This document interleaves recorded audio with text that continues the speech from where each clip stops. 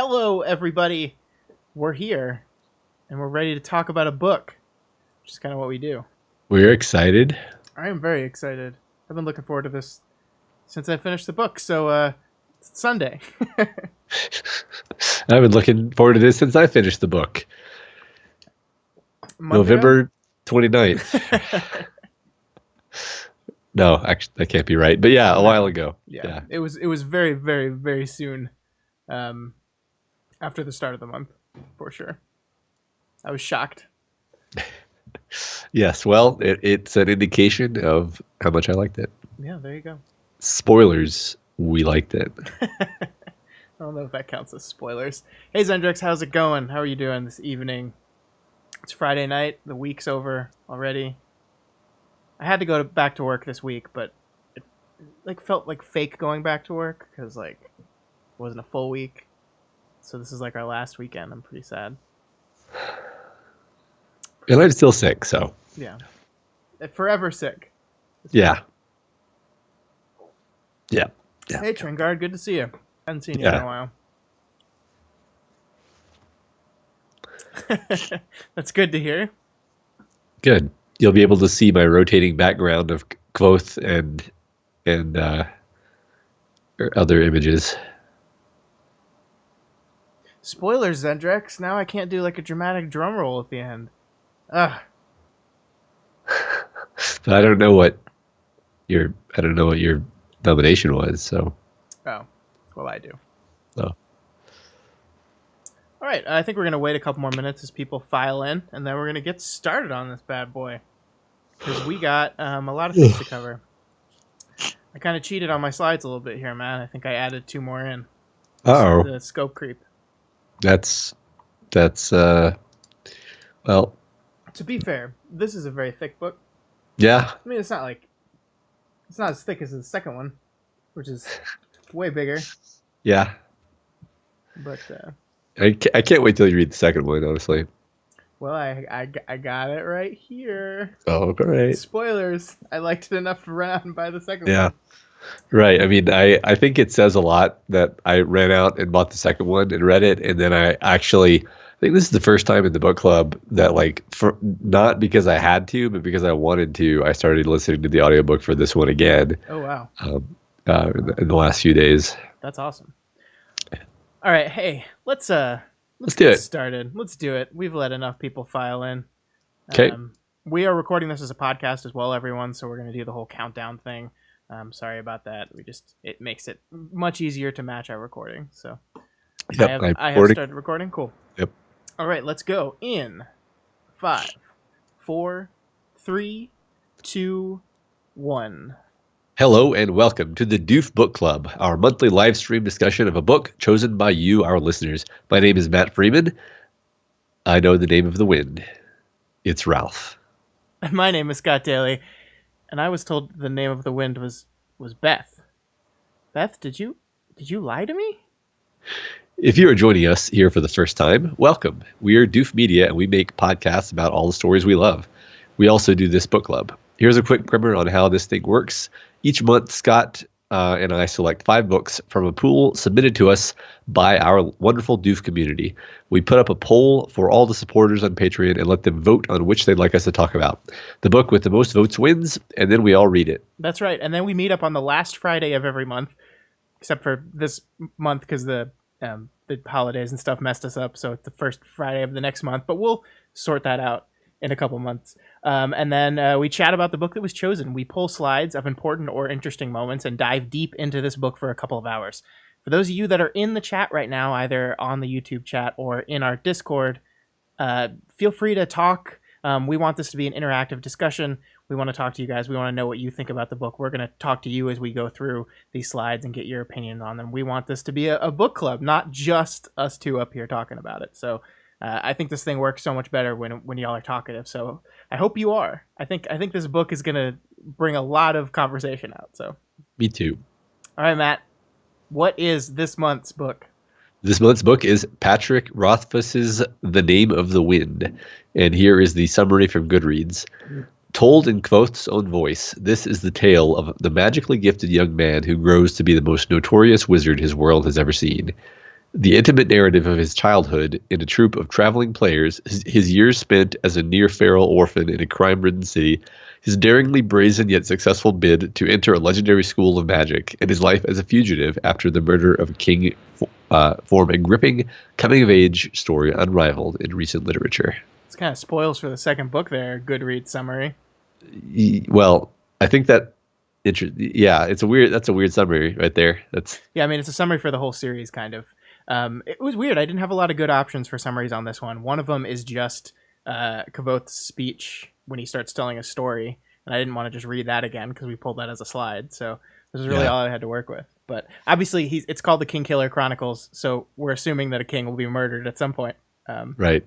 But yeah, it's not really specific to this book, which I think is fair because this is not exactly an isolated story. This is definitely one part of a story. Yeah, right. I'm going to do my best to try to not contaminate my discussion today with my knowledge of the second book, but to just move on into our overall impressions of the book.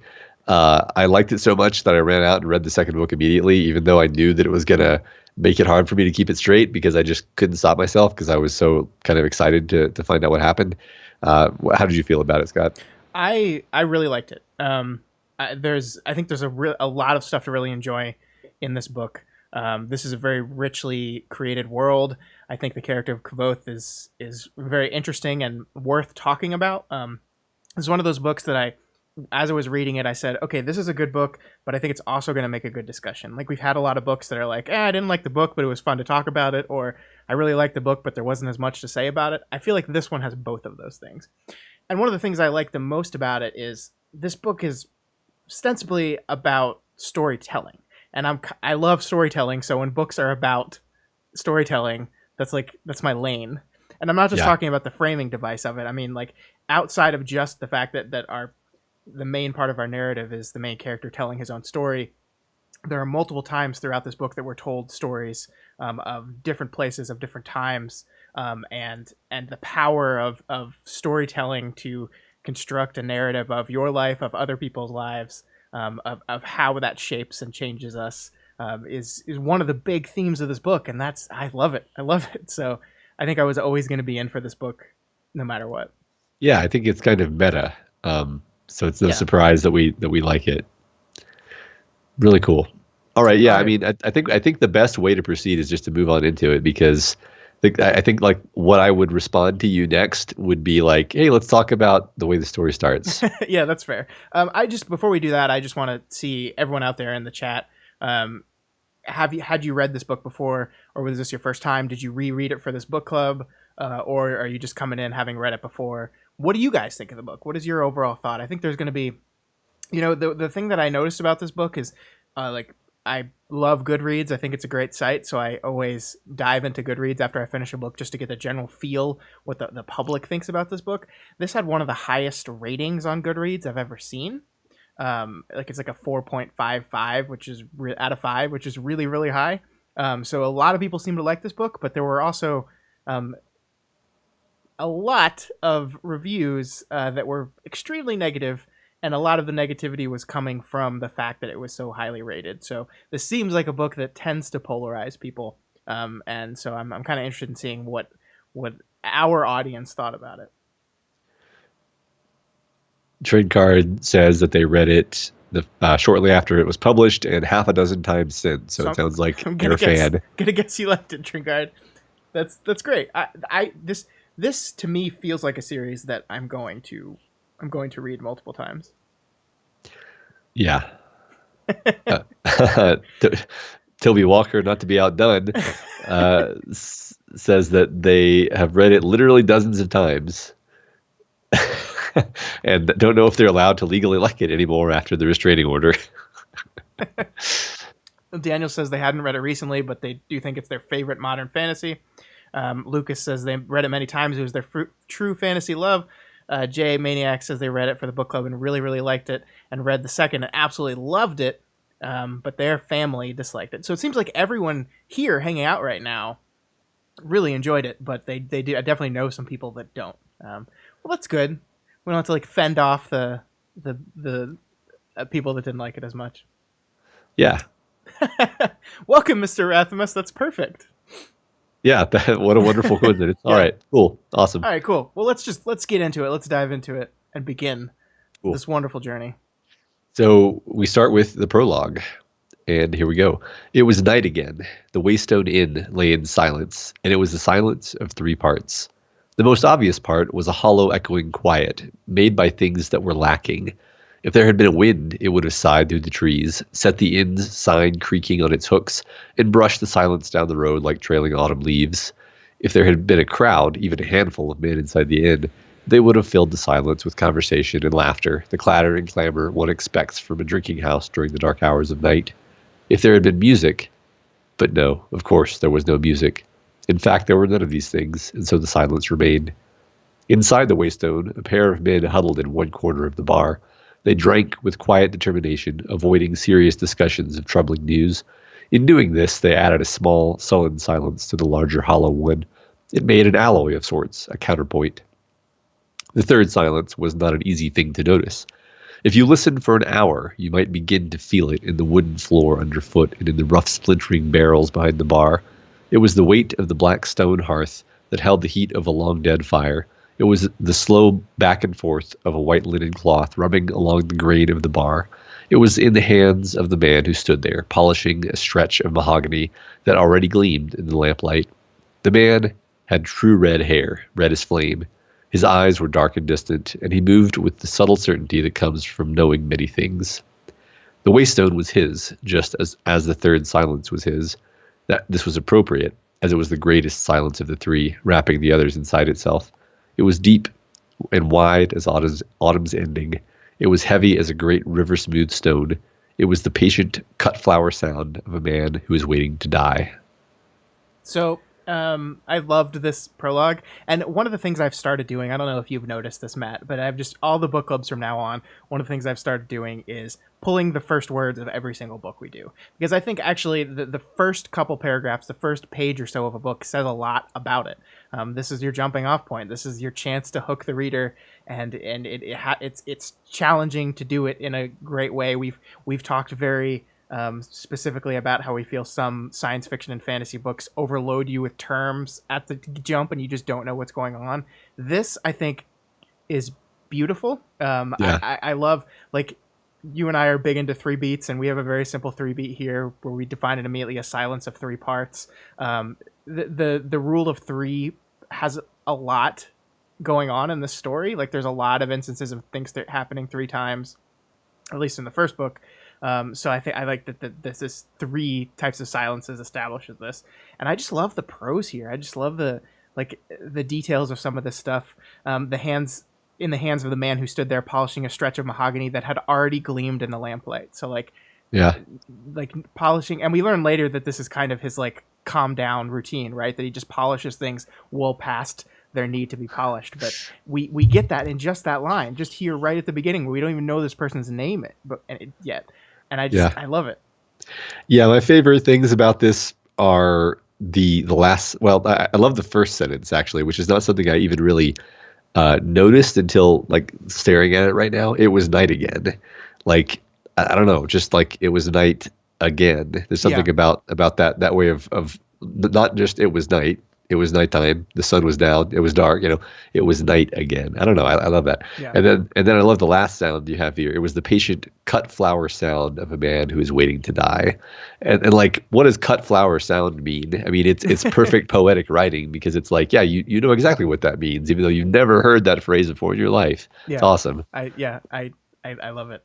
And look, the end of this book ends almost identically to the way it starts, right? The last lines of this book are this basically repeated again. It's not quite the same because he's laying in bed instead of polishing stuff at the bar, but we do. It was night again at the end of the book, and I love the cyclical nature of it. I love that like one day has gone by, and he's told a part of the story, and now we're going through the same routine again and again, and even after the end of the first day in this first book, he's a man who is still waiting to die, is how the book ends. And I think that's just wonderful. And yeah.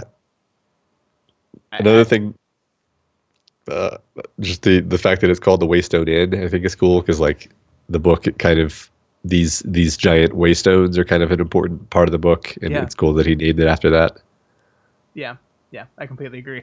Arena Venera says that Rothfuss's uncanny ability to put together phrases that are totally new and immediately understandable is one of their favorite things about his writing. So I think that's an agreement to your cut flower sound remark. Yeah, I completely agree with that. I think this prose is probably because it's not that it's like super flowery, right? Like I think this Right. is like this is not a challenging book to read. This is a relatively easy read, but I think he makes poetry out of simple structure, if that makes sense. Yeah, I know what you mean. Yeah, I like it because it's not purple prose. It's No, yeah, like it's not overly flamboyant. It doesn't draw attention to itself. In fact, I think that's what's awesome about it is you don't necessarily notice that this is a really good prologue, right? It just kind of sucks you in, and that's what's good about it. yeah, yeah, yeah. So let's move into the story then. We've talked All five right, 10 minutes on the prologue. Let's cool. get into it. So before we head into Kvothe's story, we have to get some time to learn about the world again. So this slide mentions the Chandrians for the first time. When it became apparent that nothing was going to be handed out, most of them lost interest. They formed a circle with a boy in the middle and started to clap, keeping the beat with a children's song that had been ages old when their grandparents had chanted it. When the hearth fire turns to blue, what to do, what to do, run outside, run and hide. Laughing, the boy in the middle tried to break out of the circle, while the other children pushed him back. Tinker, the old man's voice rang out like a bell. Pot mender, knife grinder, willow wand, water finder, cut cork, mother leaf, silk scarves off the city street. Writing papers, sweet meats. This drew attention of the children. They flocked back to him, making a small parade as he walked down the street, singing. Black leather, black belt leather, black pepper, fine lace, and bright feather. Tinker in town tonight, gone tomorrow, working through the evening light. Come wife, come daughter, I small cloth and rose water. After a couple minutes, he settles outside the waystone, setting up his sharpening wheel, and begun to grind a knife. As the adults began to gather around the old man, the children returned to their game. A girl in the center of the circle, put one hand over her eyes and tried to catch the other children as they ran away, clapping and chanting. When his eyes are black as crow, where to go, where to go? Near and far, here they are. The tinker dealt with everyone in turn, sometimes 2 or 3 at a time. He traded sharp knives for dull ones and a small coin. He sold shears and needles, copper pots, and small bottles that wives hid quickly after buying them.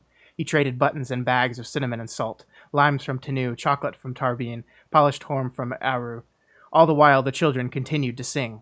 See a man without a face move like ghosts from place to place? What's their plan? What's their plan? Chandrian, Chandrian. And so, okay, I love this. Like, here's what I love about this: the Chandrian are going to become like a focal point of the story. Like, they're the main drive of our character, and they're introduced to us in this like way that you don't even realize they're being introduced to you. Like, this is played as just children playing a little song, and it's kind of played in the background of a tinker going about his days. So like they're painting this picture of how the world works, and so this is just like background information, and but it mixed in with this, it has some of the most important world building parts of the story. Yeah, yeah. I mean, I think I've been conditioned from fantasy novels to know to pay attention to the rhyme. But yeah, I mean, it's a great.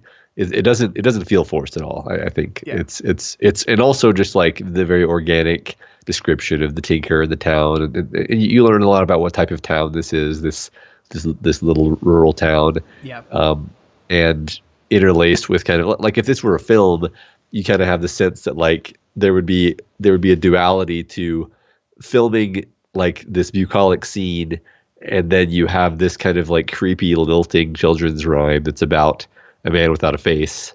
yeah, It would be kind of awesome. yeah. And it's great to me too, because like we're introduced to the Chandrian, but it's seen we're introduced to them as the way they are depicted in the world, which is this childish thing that no one actually believes in. Like, they're playing a game.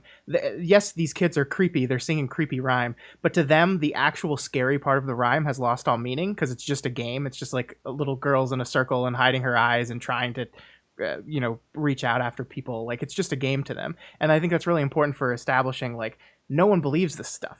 This stuff that's going to drive our main character, no one believes him at Yeah, all. yeah, that's a good point. Yeah, I like that element. Yeah, and Daniel brings up the fact that we have the mix of the kids rhyming in their little song with the Tinker's speech is also in a kind of rhymic rhythm, and how Yeah, that those contrast against each other.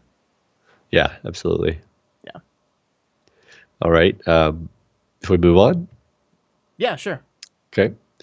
So in the next part, Kvothe or Coat at this point is confronted by Chronicler, um, sorry, a scribe who has come here to ask to be the one to tell Kvothe's story, and Kvothe is not really happy about this.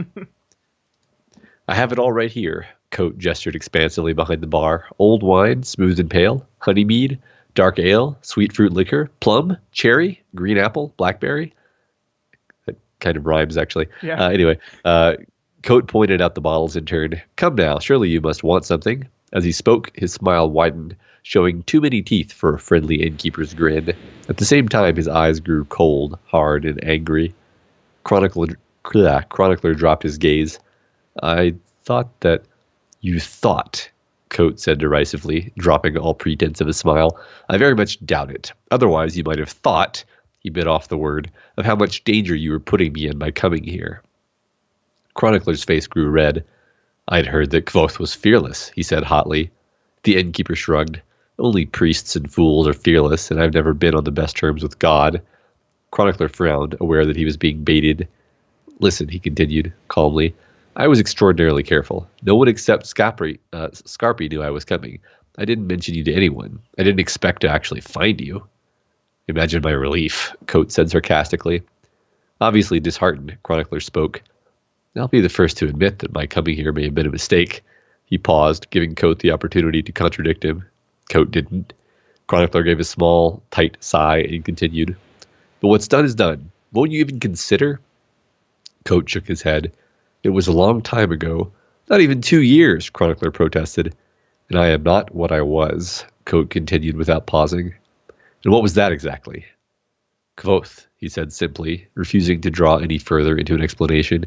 Now I am Coat. I tend to my inn. That means beer is 3 shims and a private room costs a copper. He began polishing the bar again with fierce intensity. As you said, done is done. The stories will take care of themselves. So I really like this, and I like that you pointed out the rhyming of, and I that feels intentional, right? Yeah. It feels like we're kind of harkening back to a slide we pulled earlier where the Tinker was like selling his wares. I think it shows that Kvothe has settled into this life of salesmanship and innkeeping so much that he's selling just the way that a traveling tinker would. But Yeah. this also introduces us to the whole. We're starting to set up the framing device, and the line that I love at the end. These stories will take care of themselves is so important to what motivates him to actually decide to tell the story, because we know that it won't necessarily. Right. Yeah, we're spending. I like that the story spends a lot of time on this part prior to Kvothe actually telling the story, because we really need to understand where he's at now, and his conception of like the point of this is that you guys all know stories, but none of you understand what actually happened. Yeah. And yeah, I mean, that's as you just said, that's his motivation. But it's not just his motivation, it's also kind of like a theme of the whole work is that stories kind of take on their own life. Yeah. Yeah. And so someone else pointed out that something that jumped out at me when I was pulling the slide, this beat here where Kvothe says it was a long time ago, and the chronicler says not even 2 years. And we talk about, like there's a lot of beats throughout the story about like it feels like a lot of time has passed for him. He's acting as if a lot of time has passed. People say you look younger, like you don't look like you're that old, and he goes, no, trust me, I am. Yeah. So yeah, and there's a lot of stuff that's hinted at. Like we see his state at this point in time. And like, I don't know, I'm not going to jump ahead too much, but like Kote doesn't actually live up to the legend of Kvothe. No. Like other than a kind of cool thing he does toward the beginning here, he fails at a lot of things, and you wonder what happened to him. Like that. I think that's a wonderful mystery that the book places for you. Like, okay, all this stuff you're telling me, like, why are you?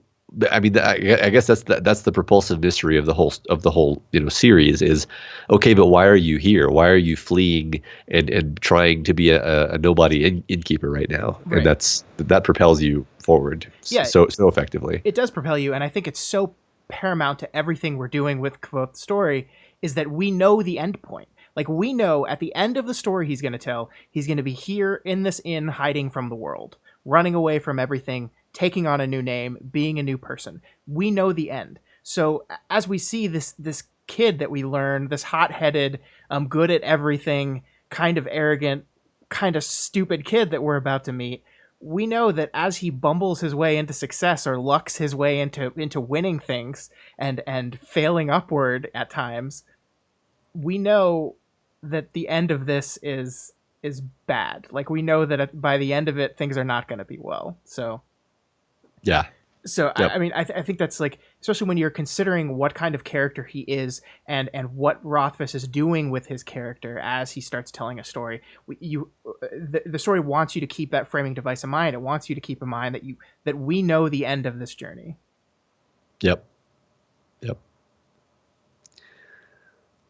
All right, so let's move into the story, and let's move into the opening of the story. Here we go. Here was the part that was on the back of the book. Well, part of it. My name is Kvothe, pronounced nearly the same as Quoth. Quoth? I don't know. Yeah, I Quoth, think it's so funny that that's a different way of spelling Quoth than I would have, but it's fantasy.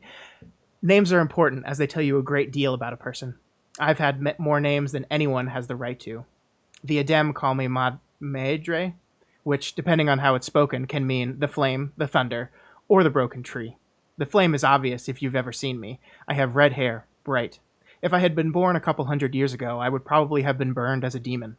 I keep it short, but it's unruly. When left to its own devices, it sticks up and makes me look as I have been set afire.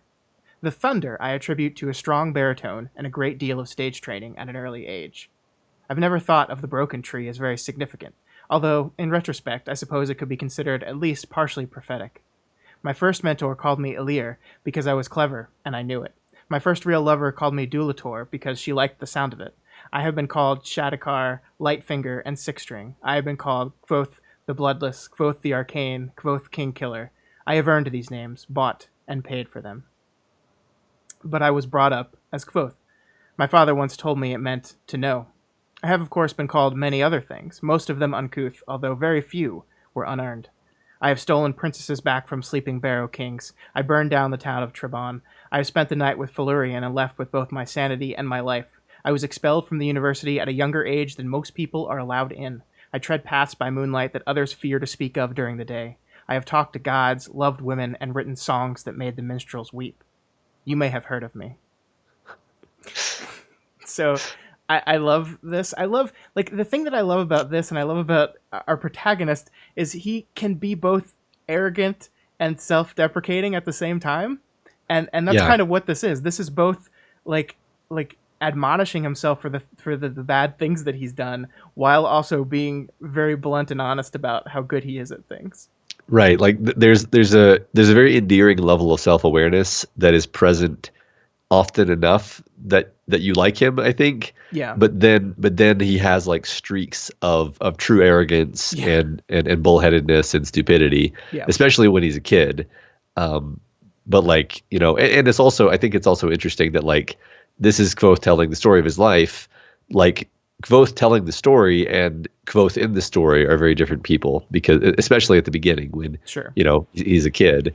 So everything you're hearing is contextualized through the lens of Kvothe the adult, what he thinks you need to know about this, and inevitably painting Kvothe the child in whatever light he sees fit at the time, which is, you know, that which is a very interesting way of doing the story. Yeah, I think you're absolutely right, because It sounds it makes so much more sense. Like it's so much more clever than just telling the story, right? That like we are like point of view matters. We talk about point of view on our podcasts all the time, and this is a very interesting point of view. A person who's trying to tell their story honestly, but also injecting their hopefully wiser version of their opinion on the actions of them at a younger age. But he doesn't want to do that too much because then it colors the story. So it's kind of a push and pull in that. Yeah. So the other thing that this passage accomplishes is it spoils other things, right? Right. Like some of these things I recognize from this book, some of them I recognize from the next book, and some of them I don't recognize at all. So and like the one that stands out the most is, he says, I was expelled from the university at a younger age than most people are allowed in. Yeah. But throughout this whole book, he's never expelled. So you're like, what? There's this pall hanging over his time in the university from like the moment you hear about the university. Yeah, and Rothfuss definitely uses that multiple times in the fact that he approaches expulsion like 3 times in this story alone. But we find out that that's to come. Right. Like, is this the time he's gonna get expelled? Yeah. And there's also like this moment of I burned down the Trown of Trebin or whatever that's pronounced. That's really interesting to me because when he's telling the story Kvoth never admits that it was his fault, right? Like he takes full credit for being the hero that saved Trebon. And we'll get into the fact that he's the one that kind of set the Drakus on it. But I just think it's so funny that like in the framing device, Kvoth fully admits that I did that. Like that was me. Like I unwittingly set this dragon on this where story Kvoth is just like, I was a hero. Yeah, I saved the town. Yeah. I slew the dragon. Yeah. Yeah.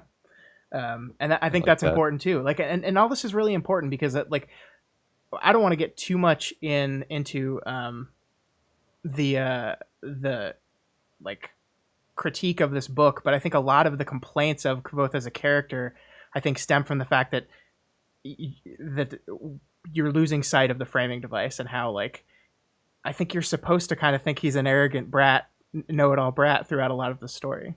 And I think older Kvoth thinks that he's an arrogant know-it-all brat. Yeah. And I think he's actually like giving himself a hard time. Right. I think the last line, "You may have heard of me," can come off arrogant, but I think to me, what I understand of this framing device character, he comes off as like self-deprecating in that time. Like you may have heard of me. Like he's not doing that to be like, oh, I'm the shit. I'm just like, you probably heard of me. Yeah. Yeah. I like that Arena Venera points out that his name means to know, but it sounds like Kvoth, which means quoth, which means to speak, basically, or to be quoted. I think, like, because I don't think Rothfuss. I think Rothfuss spends a huge amount of time thinking about words, especially made up words. Like they all sound. They're all evocative, right? None of his made up names are just like a blah, blah, blah, like a what I would think of as like World of Warcraft made up name, where it's just sounds. They're all like perfectly like convey the sound of the thing that he's going for. Yeah. I don't know if that makes sense, but no, I think it does. Yeah, and one of the things, I mean, I think like names are very important in the story. Like the book is called The Name of the Wind. Naming things is very important, and that's why he starts, like, most of the speech is him explaining all the different names he had and where he got them from, because those are so important. Yeah. I also kind of like how he's writing it. Like, this is him talking, and he's talking as if like he's reciting the story to the chronicler, but he's doing it as if people are already reading it, because like the flame is obvious if you've ever seen me. I have red hair, bright. Like, that's not him saying that to chronicler. That's him writing his story, right? Like, he is specifically like dictating the exact words he wants the story to tell. Yeah, that's an interesting element. The fact that he's like, all right, chronicler, I'll tell the story, but I'm going to literally dictate it, and I expect you to write it down exactly as I'm saying it, and that will be the final version. Yeah. Which is a very like controlling perspective. Like speaking of like likability, this is not a very likable attribute actually, to be like, I know that you're the professional like writer, but you're gonna just dictate. You're gonna just serve as an amanuensis for me and just write down what I say. Yeah.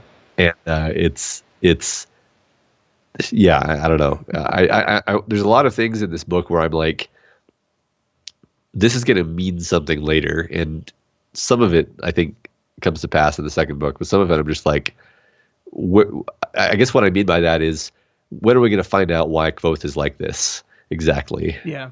Yeah. Anyway, yeah. Yeah, and I think that's one thing that needs to be said as we go through this. A lot of we're telling, like, this more than anything, more than any book we've covered on this book club, to me, is not a complete story in its own right. So a lot of our analysis has to come with, after reading this first book, and for you after reading the first two books. This is what I assume that Rothfuss is doing with the story. This is what I think where we're going with the story, but we don't really know for sure because everyone made me fall in love with the book series. It's not done again.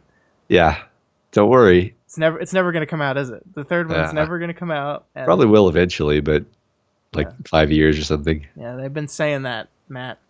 Yeah, for 7 years. Yeah. 7 years. First book came out, second book came out 2 years later, and then bam. Yeah. Classic. All right, let's move on. Okay. Daniel says one of us. Yeah, I'm absolutely a convert to this series. Yeah, me too. All right, the story starts slowly with Kvothe telling the tale of his happy childhood as a traveling performer with his parents' troupe. They're well sponsored, well liked, and talented. So is Kvothe. He's the best at everything, including magic. But then this all comes crashing down. I hope. Sorry, am I in the right place? Yeah. Yeah. I hope they spent those last few hours well. I hope they didn't waste them on mindless tasks, kindling the evening fire and cutting vegetables for dinner. I hope they sang together, as they often did. I hope they retired to our wagon and spent time in each other's arms. I hope they lay near each other afterward and spoke softly of small things. I hope they were together, busy with loving each other, until the end came. It is a small hope, and pointless, really. They are just as dead either way. Still, I hope. Let us pass over the time I spent alone in the woods that evening, playing games that children invent to amuse themselves. The last carefree hours of my life. The last moments of my childhood. Let us pass over my return to the camp just as the sun was beginning to set. The sight of the bodies strewn about like broken dolls. The smell of blood and burning hair. How I wandered aimlessly about, too disoriented for proper panic, numb with shock and dread. I would pass over the whole thing, the whole of that evening. In fact, I would spare you the burden of any of it, if one piece were not necessary to the story. It is vital. It is the hinge upon which the story pivots, like an opening door. In some ways, this is where the story begins. So let's have done with it. So, I mean, this obviously shifts the entire story. Like that's up until this point, it was a pretty happy story. He's a kid. He has a pretty happy life. He's very good at everything. He gets his own awesome magic tutor that teaches him all this magic stuff, and he's preternaturally good at it, and everything's going well. And then it all comes crashing down. Yeah. You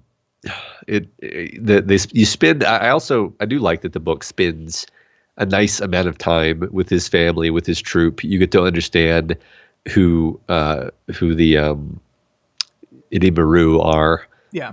His culture that he comes from, and like I even though it's not like dramatic or full of action, I mean it's good storytelling, and you care about what's happening. Like, you care about his parents, you care about his tutor, and when it's all destroyed, like it really it's a real bummer. I think a lesser story might just like gloss over this, just be like, I had a happy childhood, and music, and kind of like romanticize it without actually letting you feel it, without dramatizing it. Yeah, I like that, because I mean, he even argues in the sentence, this moment is where my story really begins. But he still felt the need to fill in all that back stuff, and I think it's because he has a lot of love for those moments in his life. I think he really cared for his parents, like that they're very important to him. They motivate him forward. Not in an Oedipal way, random guy on Goodreads that said he wanted to bang his mom because he said she was beautiful. He said she was beautiful. Yeah, that's like, people are weird. Yeah, I believe that's known as projection. Speaking of Freudian concepts. Yeah. Yeah, I really love that point of the story. It really pulled me into this world and what was going to happen, and I still like you kind of know something bad has to happen, right? But this moment still shocked me. And like I love the first part of this that we pulled out. Like just this like this beautiful like I hope that they were happy at the end. Like, and he's putting that into the story, right? Because we have to remember he is dictating this story. That's why we spent time to talk about it before. That everything he is saying here is going to be written down in his story. So all of this he wanted in there. Even the part where he talks about, I wish I could skip this part. Like I really want to skip over this part, but I can't. I have to tell this part of the story. Right. I mean, it's interesting because Kvothe is clearly deeply traumatized by this event. Yeah. And but like he never says it in those words. He spends like 3 years or something being like a street urchin, and you like there's a sense in which he's like hiding Right. because he's so talented that like you kind of know that he can stop being a street urchin whenever he wants, but he's like hiding like an animal, you know.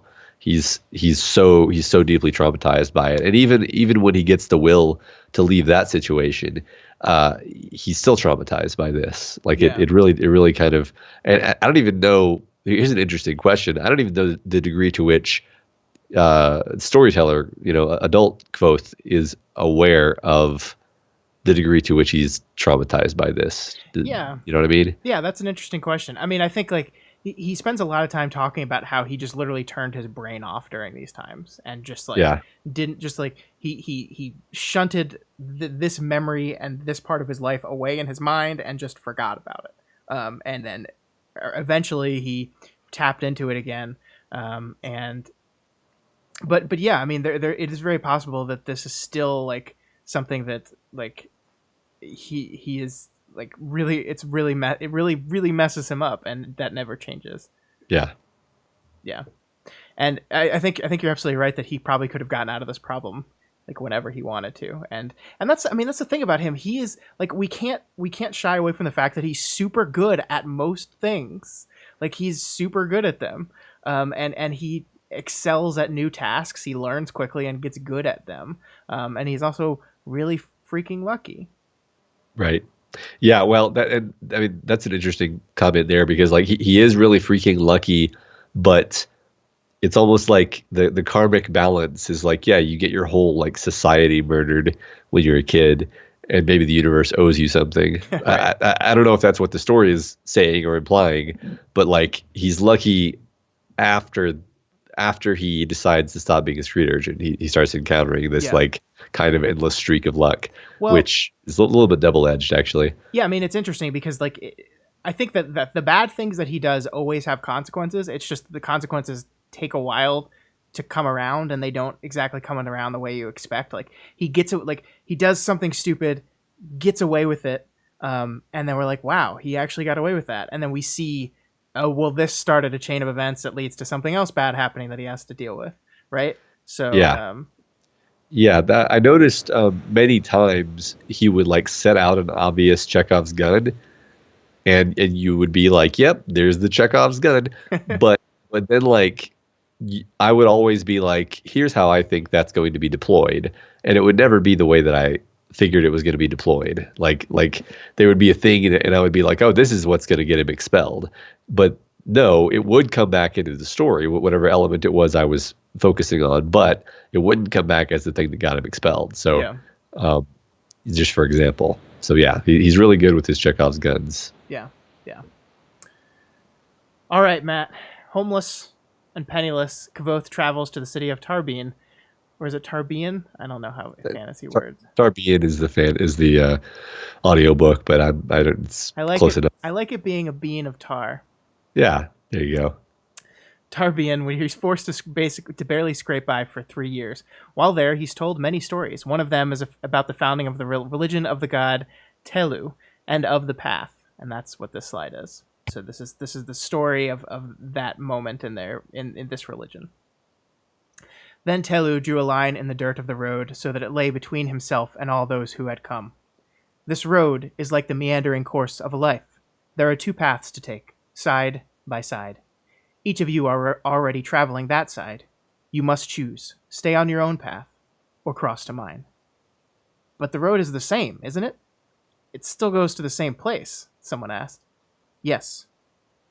Where does the road lead? Death. All lives end in death, excepting one. Such is the way of things. Then what does it matter what side a man is on? It was Rengen asking those questions. He was a large man, one of the few that was taller than dark-eyed Telu, but he was shaken by all that he had seen and heard in the past few hours. What is on our side of the road? Pain, Telu said, in a voice as hard and cold as stone. Punishment. And on your side? Pain now, Telu said in the same voice. Punishment now. For all that you have done, it cannot be avoided. But I am here too. This is my path. How do I cross? Regret, repent, and cross over to me. Rengen stepped over the line to stand by his god.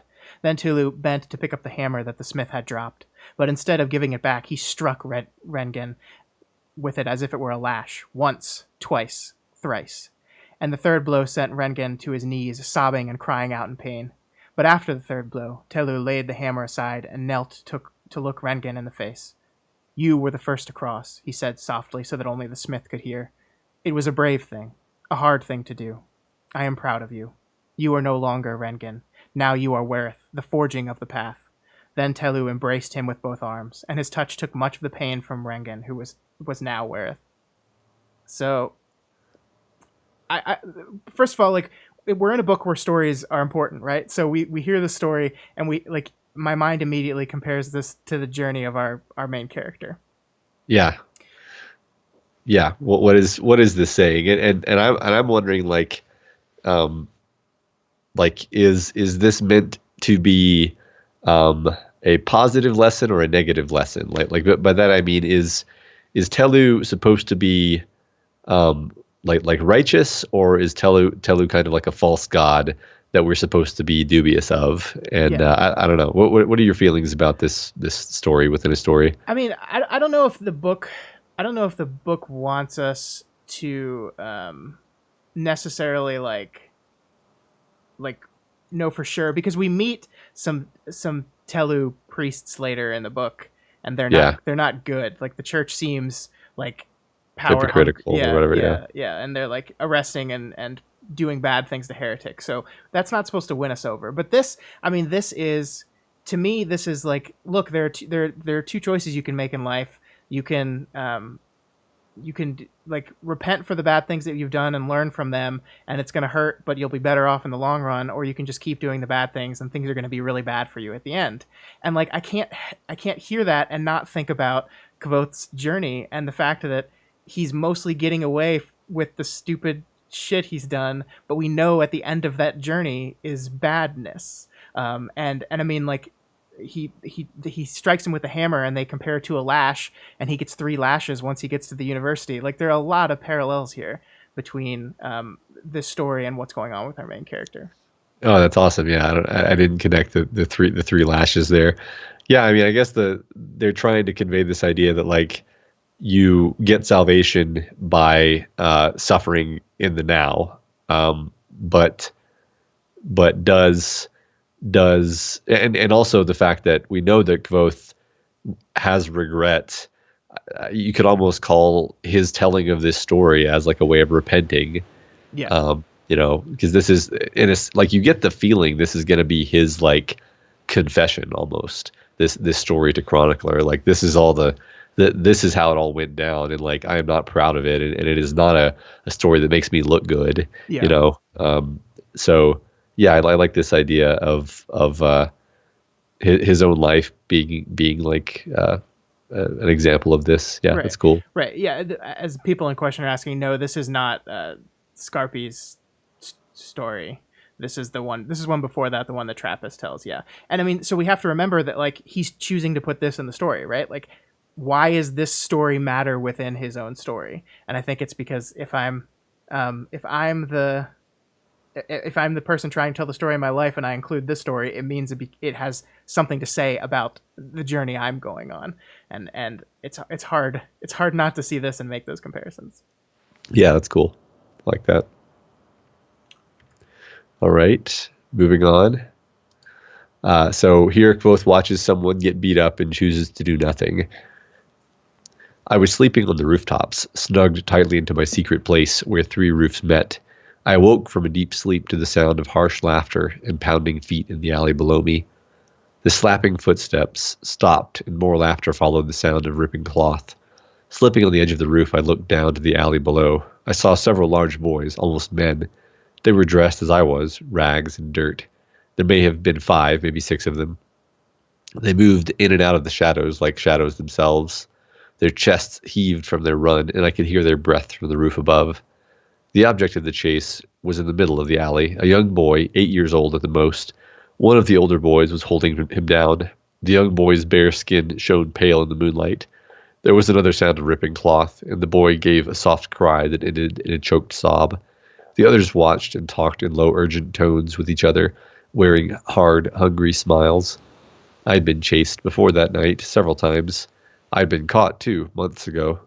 Looking down, I was surprised to find a heavy red roof tile in my hand, ready to throw. Then I paused, looking back to my secret place. I had a rag blanket and half a loaf of bread there. My rainy day money was hidden there. 8 iron pennies I had hoarded for when my luck turned bad. And most valuable of all, Ben's book. I was safe here. Even if I hit one of them, the rest would be on the roof in 2 minutes. Then, even if I got away, I wouldn't have anywhere to go. I set down the tile.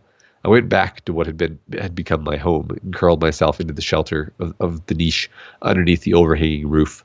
I twisted my blanket in my hands and clenched my teeth, trying to shut out the low rumble of conversation, punctuated by coarse laughter and quiet, hopeless sobbing from below. So this is his non-heroic moment, and Yeah. like the thing that I love about this is we can sit here and armchair debate like the morality of the decision to do nothing, that he wouldn't have actually been able to do anything and it would have hurt him more in the long run. But I don't think any of that matters, because the important part is that Kvoth sees this decision as a terrible, terrible thing that he's done that is clearly haunting him to this day. Because he says as much in the very next chapter. In the very next chapter after this, we get one of the handful of actual structure breaks where we go back to the structural setting of them telling the story of him talking with Chronicler. And he says, I don't remember all the times I've been beaten up. Like, I just don't remember them. But I do remember this moment. I remember this kid being beaten up, and I remember the fact that I did nothing. And it's a very important moment for him. Yeah, right. And it's this is one of those things that makes you kind of understand why he's telling this story. He's not trying to make himself seem awesome. Yeah. He's like, he wouldn't include this if he was. He's, if anything, he's a bit self-hating almost. Yeah. And he's telling you this to be like, this is how bad I can be. Yeah. Yeah, and that's the whole thing is I don't see this book as a power fantasy, like, look how awesome this kid is, don't you want to be him story, because the whole framing device is, look at all the bad things I did and I'm still ashamed about. Like, that's why I mean, people mentioned the phrase Mary Sue earlier in the chat. And I don't want to really jump into that debate, because I think that term has become so loaded that it's now meaningless. But I don't see how you could see this story as like, I want to be him. Like, I don't, because he's so unlikable at times, and he's like, I mean, not to say he's completely unlikable, but he is really unlikable and assholeish at times, and he's makes dumb decisions that you just want to smack him for. And it is very clear that in his own mind, he is, as Toby just said in chat, practically the worst. Yeah. I mean, he like, it seems like he feels like he deserves this or something. I don't know, because like he mentions the book. He has this book with him, which is like a golden ticket to the university, and he knows that. Like, but he never thinks of it. It never occurs to him until after 2 years of this. Yeah. That he should cash it in. Well, and he also like trades it many times, right? Because he's like, there are multiple times throughout the story that he leverages the book to do something, and it might blow up in his face, and he's fortunate that it doesn't. But I'm thinking of when we'll get there, but when he decides to loan 20 freaking talents from what's her name that he no way he can afford, and just like, oh, this book's valuable, you can take this book as part of the collateral, and it's just like the thing that he's called treasure to him is cast aside so randomly when something else comes up. And I mean, that's the kind of person he is. Yeah. Good point. Yeah. Pert says he basically saying, people think I'm so great, let me tell you how crappy I've really been. Yeah, absolutely. I mean, like the great thing, and we're about to get to his university foibles, where the people that he spars with in the university are all kind of jerks too. Like Ambrose is unquestionably a jerk. His sympathy teacher is like, we get this whole scene where he's like super sexist to the only girl in the class. So we know he's not a great guy either, but that doesn't mean that Kvothe's actions are perfect. Right. Yeah. I mean, I think that you do like cheer him on when he confronts the other assholes in the story. But that's and that actually makes him likable, that he is willing to stand up for the weak. But I don't know if he gives himself much credit for it. Yeah. Anyway. So Kirk brings up a point that there's an interpretation of the rooftop scene in which there's some unreliable narrator stuff going on there, and Toby says there's some spoilish stuff there. So I don't think we'll get into that as much. But I think it would be fun to have a conversation about the potential for an unreliable narrator situation, right? Because we've got this framing structure where he's relaying the story of his events. Is he telling the whole truth? Is he being honest, or is he not? And that's a really good question, and I don't know the answer 100%. And I wonder what you think, Matt. See, I think that he's probably. The book becomes very confusing if he's not at least trying to tell the version of the story that he thinks is the truth. Like, he could be wrong about things, but like, if he's going to lie on purpose, then unless we find out specifically later about like why he would lie about a specific thing, which is possible, then I would find it really frustrating and be like I could handle it if the story were like, okay, Kvothe lied about this one thing and it was for this specific reason. But if this is Kvothe telling a whole bunch of lies to make himself seem a certain way, then that would actually be kind of frustrating to me. I would be a little disappointed too, because I mean, it seems to me the whole point of him telling the story is, I want to set the record straight. You all think I am this person. Here's what I actually am. And so if in doing that he's also lying, then it defeats the whole point of it. Well, I suspect we're going to get to the point where he I'll just say it, like, he describes Denna as like transcendently beautiful, and Bast is like, she had a crooked nose. Yeah, that's like my favorite part of the book. Like, she's not that good looking, dude. It's like, no, shut up. Yes, she was. Yeah. So it's like, this is his truth, if you will. Yeah. He's not lying, but he's telling his version of the story from inside his own mind. Yeah. And I think that's Kirk kind of says that thing. Yeah, he's absolutely telling the truth as he understands it. There are different shades of unreliable narration, right? There's knowingly dishonest narration, and there's unintentionally dishonest narration. And they still fall under that frame, but they're very different things. Toby points out that he will say stuff that's misleading for the purposes of like making the story more tense. Like, they give the example. He'll say, I knew I was never going to see Denna again, and then he'll see her again within the same story. So it's like, okay, well, you were just saying that because that's what you were thinking at the time, right? But you know that you did see Denna again. So he's telling the story to try to get you in the mental space of young Kvothe. Yeah. So yeah, I think Ryan brings up a good point that Scarpy explicitly says the best stories have some lies, but that the majority of the story is probably true. And then I agree with that. Yeah. Yeah. But who trust Bast on ears? That's great. That's wonderful. All right, so now we are going to move on to another story, the story of Lanray. and his love, Lyra. This is the one that he learns from Scarpi. It's a big long story, and we couldn't pull it all, but I wanted to pull this part of it because, again, I think this is something reflecting on where we're going with Kvothe here. When the next day dawned on the blackened towers of the city, Celatos found he could move. He turned to Lanre, and this time his sight did not fail him.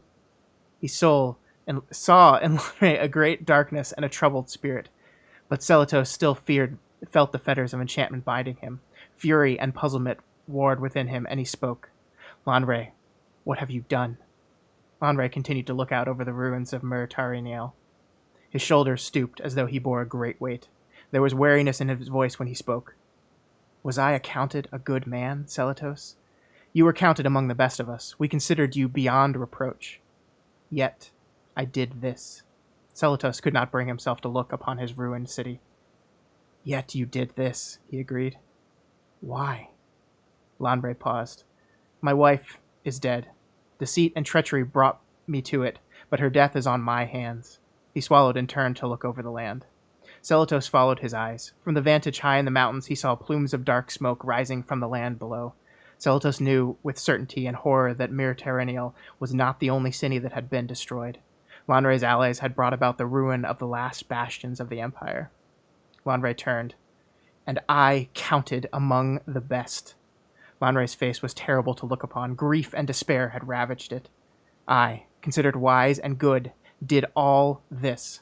He gestured wildly. Imagine what unholy things a lesser man must hold within his secret heart. Lanre faced Murtanriel, and a sort of peace came over him. For them, at least, it is over. They are safe. Safe from the thousand evils of the everyday. Safe from the pains of an unjust fate. So this is our guy that eventually turns into, I think it's I forget his name. Haliax, I think. Yeah, Haliax, the Chandrian leader, and him and his troop event. So we learn, and we don't know the full truth of that. That's just the story told in the tale. But again, I have to look back at this and look at this as compared to our protagonist, a guy who was the best of everyone, was the best at everything. A tragedy befell him, and he lost it and decided that if I am capable of doing if I, the best person ever, am capable of doing terrible things, then maybe people are just bad and I should just destroy them all. Yeah, like there's an interesting kind of echoing thing happening here, because what we have is, Rothfuss telling a story about Kvothe telling a story about this guy, what's his name? This guy telling a story. Anyway, layers is the point, and this Scarpi? old Scarpi, right? And this story is itself like if the book has one theme, it's like the legend that you hear is never like the real stuff that happened on the ground, and like this story is told with this like Lord of the Rings kind of epicness to it. Yeah. And it's like it immediately makes you suspicious that it's like this is the legend version of the story, and this is not the version of the story that Haliax would tell if you cornered him, Right. Yeah, the whole thing has kind of primed us for that. Is that yeah. This is the myth, and as with our main character, we can't really believe the myth. Yeah. Yeah, and that's Ryan's bringing up a good point that Canis in the first story, the Great Demon, is very similar in description as Haliax in this story. So there's like some potential that these two different stories about terrible times in the past could be just different versions of the same event spread through myth, or a cyclical nature of something that maybe our main character is trying to escape from because he runs away from it all. Yeah. Yeah, I like the idea that, I mean, I definitely thought that they were just the same event from that had been lost into legend and turned into different stories over time. Yeah. I think that makes a lot of sense with what this story, we're saying story so many times, what this story is doing with the idea of stories in general. Yeah. So yeah. But I love that. That's kind of what I love about these stories we're being told, because we kind of learn more about the world. We learn about the god before we see the priests that are supposedly worshiping the god, so we kind of understand where their worship comes from. Now we've learned about the backstory of the Chandrian, and this is a story that like most people don't know. It seems like because Yeah. he gets like immediately arrested for heresy for just for telling the story. Right. And when you think about the nature of like what's going on, it's actually like there's actually a reason why you might want to punish heresy in a world where the Chandrians show up and murder everyone when you tell the truth about them. Touche. So, but yeah, like which actually does kind of suggest that this is closer to the truth Yeah. because the church is willing to crack down on it. You know, yeah, makes sense to me anyway. All right, so moving on, and the next scene, Kvothe finally leaves Tarbean and heads to the university to become an arcanist. But before he gets in, he must pass their test to gain entrance, and thus begins the Harry Potter part of the story. He lifted a hand, his index finger pointing upward. How many fingers am I holding up? I paused for a moment, which was more consideration than the question seemed to warrant. At least one, I said. Probably no more than 6.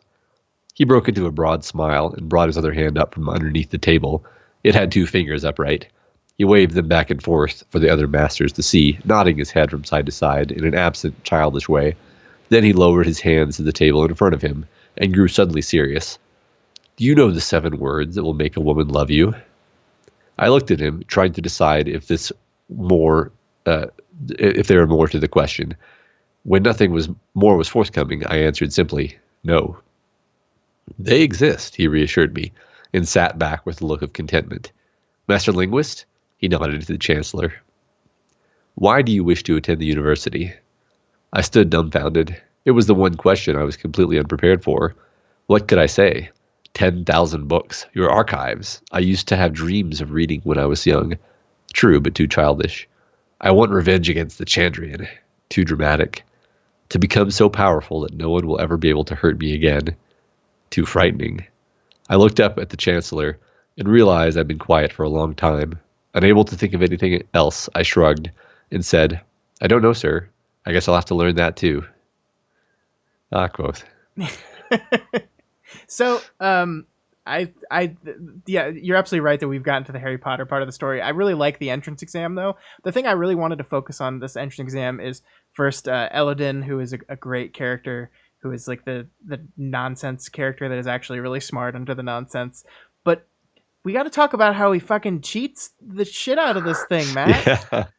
Yeah, and he admits to that too. He hangs out in the wings and listens to all the questions before he has his turn, so he knows what's coming. Yeah. And even knows the answers from what the other kids say. Although I think most of them he probably would have known anyway. Sure. Yeah. I mean that's I think what I kind of like about this part I pulled out here is that it shows that he is both very knowledgeable and very clever, on top of the fact that he cheated like hell. But I think it's so like this is the start of the legend, right? This is one of the things he said. He got entrance to the university at a younger age than most would ever be allowed in. And that's true, and that's part of the legend of Kvothe. But he cheated to get in, and there's not like a lot of these like magic school stories. Like it ends up being this like, oh, part of the test was to see if you were capable of cheating to be knowledgeable enough.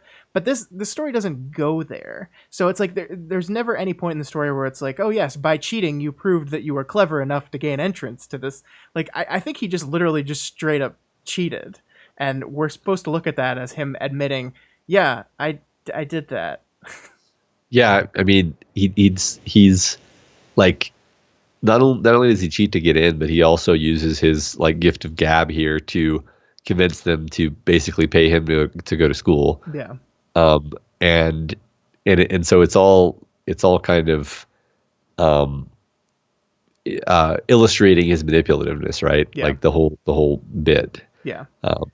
And there's the element that like there's so many people who like he's probably overqualified anyway, right? Like I don't think the book is I think that he's probably legitimately more qualified than a lot of the like Ambroses of the world who get in because they can pay.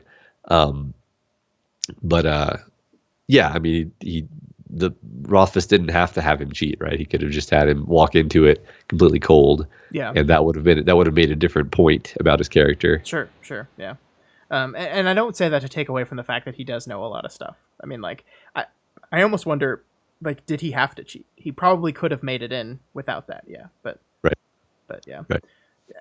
Toby mentions that Eladin got into the school at 14 and that Kavath is a hack. I think that's very important, though, because we have this guy who seems like mentally not all there anymore. And we know some really bad thing happened to him because he was messing with this stuff. And this is the second beat of this in this book, because we have this moment where Ben realizes that he's training this kid that is so rash that he's going to get in trouble. And he says, like, I'm going to stop teaching you now. Like, it's too dangerous to teach you. And so we're getting all these like kind of background hints that him going down this path is going to be dangerous, and he needs like to be careful with it, and he's just never careful. Never. Yep.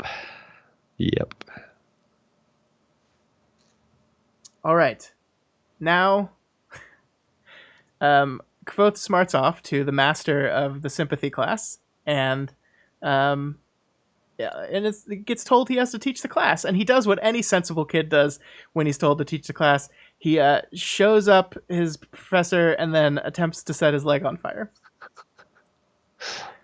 I put the doll's foot into the candle flame, which guttered and smoked. There was a tense, held breath quiet as everyone stretched in their seats to get a look at Master Hem. Hem shrugged, feigning astonishment, but in his eyes had the look of a jaw trap about to close. A smirk tugged at one corner of his mouth, and he began to rise from his seat. I feel nothing. What exactly? I said, cracking my voice like a whip, startling the students' attention back to me. And why is that? I looked expectantly at the lecture hall. Because of the third law that I had mentioned, conservation. Energy cannot be destroyed or created, merely lost or found. If I were to hold a candle underneath our esteemed teacher's foot, very little would occur. And since only about 30% of the heat is getting through, we do not even get that small result. I paused to let them think for a moment. This is a prime problem in Sympathy. Where do we get the energy? Here, however, the answer is simple. I blew out the candle and relit it from the brazier, muttered a few necessary words under my breath. By adding a second sympathetic link between the candle and a more substantial fire, I broke my mind into two pieces, one binding Hem and the doll together, the other connecting the candle and the brazier. We get the desired effect. I casually moved the foot of the wax doll into the space about an inch above the candle's wick, which is actually the hottest part of the flame. There was a startled exclamation from where Hem was sitting. Without looking in his direction, I continued to speak to the class in the driest of tones. And it appears, this time, we are successful. The class laughed. Very satisfying, not gonna lie. I mean, that's the thing I love about it, is they've painted Master Hem as kind of an asshole before this moment.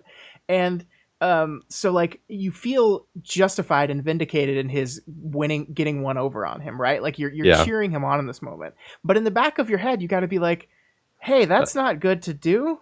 Yeah, like, right. If this is the Harry Potter story, then this is the part where he antagonizes Professor Snape and he hates him forever. Yeah. So it's like exactly. You're like, yeah, get him, and then at the same time you're like, oh, this is gonna suck so bad. Like this is classic Kvothe rushes in, right? Yeah. Like this is the character trait that gets him in trouble consistently throughout the whole story. Is like I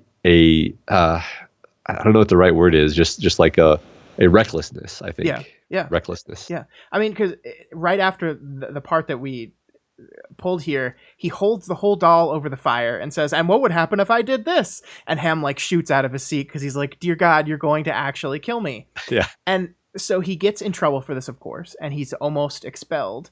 But he like weasels his way out of it. And like the thing that you realize is he probably should have been expelled for this.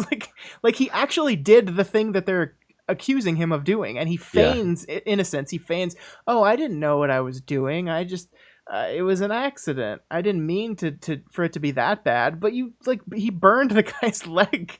Yeah, he knowingly does malfeasance. Yeah, he just doesn't know that it's a crime. But here's the thing: it's the same thing that occurs with the candle in the library. Right.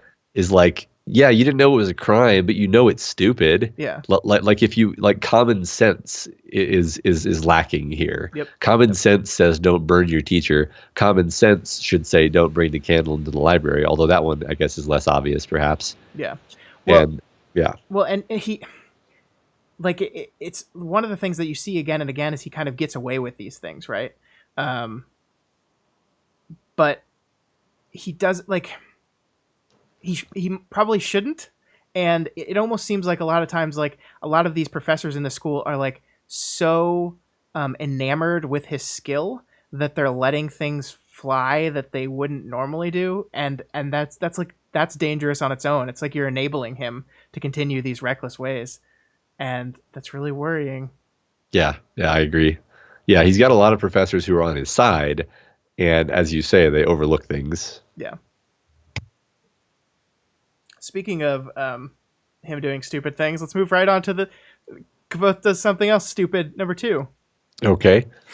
So here we have Koth almost gets expelled for being a dick, but is just whipped instead. So impatient to get into the archives and do research on the Chandran, he heads there and bumps into Ambrose, who is just the worst. Slightly drunk on the drug he takes to survive the whipping, Kvoth is manipulated by Ambrose to bring a candle into the stacks. I stood there, stupefied. What little part of my mind wasn't leaden with fatigue was preoccupied with the screaming pain across my back. That's not true. I looked up at Lauren.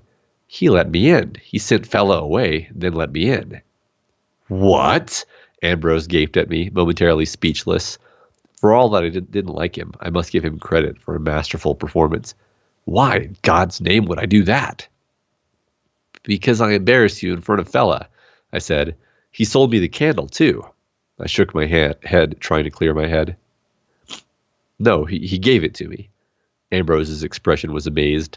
Look at him, he laughed. Little cocker is drunk or something. I was just whipped, I protested. My voice sounded shrill in my own ears. Enough, Lauren shouted, looking over us like a pillar of anger. The scrivs went pale at the sound of him. Lauren turned away from me and made a brief contemptuous gesture toward the desk. Relar Ambrose is officially remanded for laxity in his duty. What? Ambrose's indignant tone wasn't feigned this time. Lauren frowned at him, and Ambrose closed his mouth. Turning to me, he said, Ilir Kvoth is banned from the archives. He made a sweeping gesture with the flat of his hand. I tried to think of something I could say in my defense. Master, I didn't mean... Lauren rounded on me. His expression, always so calm before, was filled with such a cold, terrible anger that I took a step away from him without meaning to. You mean? He said. I care nothing for your intentions, Ilir Kvoth. Deceived or otherwise, all that matters is the reality of your actions. Your hand held the fire. Yours is the blame. That is the lesson all adults must learn. Is this the moral of the story, Scott? Do you think he learns the lesson, Matt? Not in this book, probably. Exactly. And this is kind of what I was talking about with like the consequences of his actions coming back around in unexpected ways, right? Like, so he gets in trouble for doing this bad thing to Master Hem that he shouldn't have done. So he gets whipped for it, and then he takes a drug to make the whipping seem like make him not feel the whipping and not bleed as much, which creates its own legend, which is another example of the bullshit legend just being like having a boring reason behind it. Yeah. But then of course the drug wears off and gets him like kind of slow headed, and that leads him to completely falling for this trap that he probably would not have fallen for if he had the full presence of his mind. Yeah. And so that's a consequence. Like that's a chain of events that led to him losing access to the one thing he wanted to be here for. Like when he came to the city, the first place he went was the archives. Before he even like asked a question about how do I sign up to go to school here, it was give me into the archives so I can research stuff. That's all he cared about at the beginning, and now that's the thing that's been ripped away from him by one of the only teachers that seems to be aware of his just ridiculous recklessness. And you know what? Now that you're connecting dots for me, he was getting whipped, right? Which is like the suffering that you're supposed to incur to atone for your sins. Yeah. But he cheats. He cheats out of the suffering. He takes the drug so that he doesn't have to suffer as much. Yeah, you're right. And he doesn't bleed. So he effectively cheats his way out of the punishment that is his due, Yeah. and therefore the universe punishes him by taking away something that he valued much more, which is access to the archives. I love that. I didn't, man, like that seems obvious now that I put it together like that, but Yeah. yeah, that's great. It's great. It is. It's wonderful. And this is why I can't call this guy Mary Sue, because he's a fucking idiot. You're stupid, Kavoth. Stupid. Yeah, yeah, like things don't actually work out for him that well. Right. They work out for him, like, and then he gets blowback. Right. And yeah. And we pull another slide in a bit that we're going to get to where he says, Master Lauren, how do I get access to the archives back? I'll do anything. And he tells him literally what he needs to do. And his response is, I'm a break in. Yeah. Right. Yeah. And not only that, but he proceeds to be like just drastically irresponsible, and insane, basically. Yep. Yeah. So. But yeah. first we have to move to one of my favorite parts of the book, which is when Kavoth, desperate for money, heads to Imri to earn his pipes at the Aeolian, and he plays and sings this beautiful song, and I'm just going to read this part because I love it so much. I was only dimly aware of the audience now, dimly aware of the sweat on my body. I was so deeply in the music that I couldn't have told you where it stopped and my blood began. But it did stop. 2 verses from the end of the song, the end came. I struck the beginning of a chord of Savian's verse, and I heard a piercing sound that pulled me out of the music, like a fish dragged from deep water. A string broke. High on the neck of the loop, it snapped, and the tension lashed it across the back of my hand, drawing a thin, bright line of blood. I stared at it numbly. It should not have broken. None of my strings were worn badly enough to break.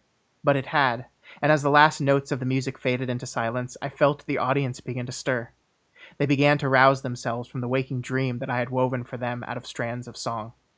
In the silence, I felt it all unraveling, the audience waking with the dream unfinished. All my work was ruined, wasted, and all the while burning inside me was the song, the song, the song.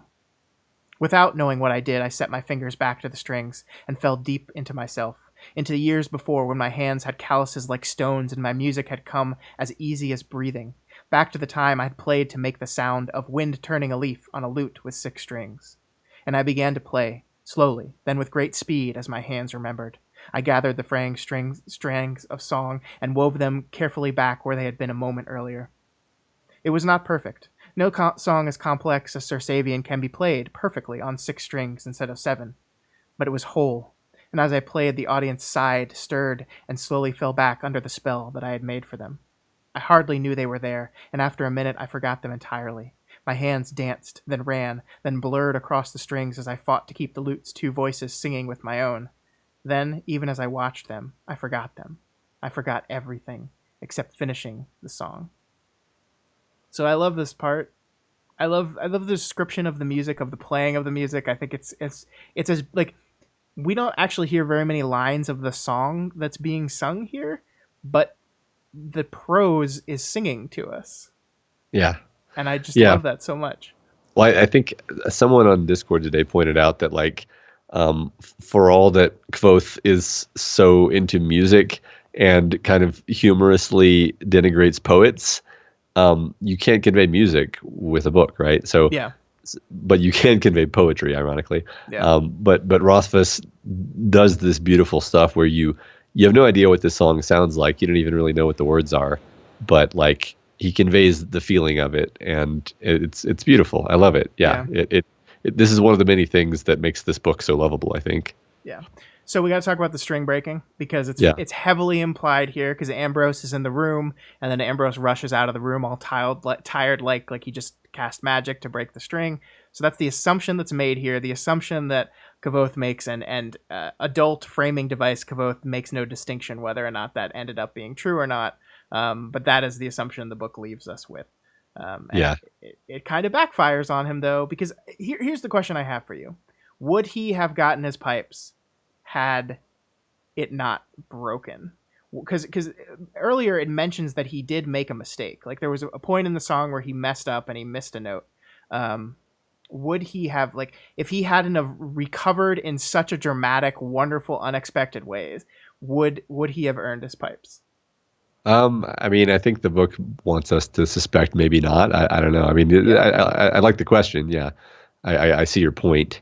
I mean, another thing is like the this is a perfect kind of microcosm of Quoth because he takes this ridiculous risk, which this extremely like daring to the point of being reckless risk Yeah.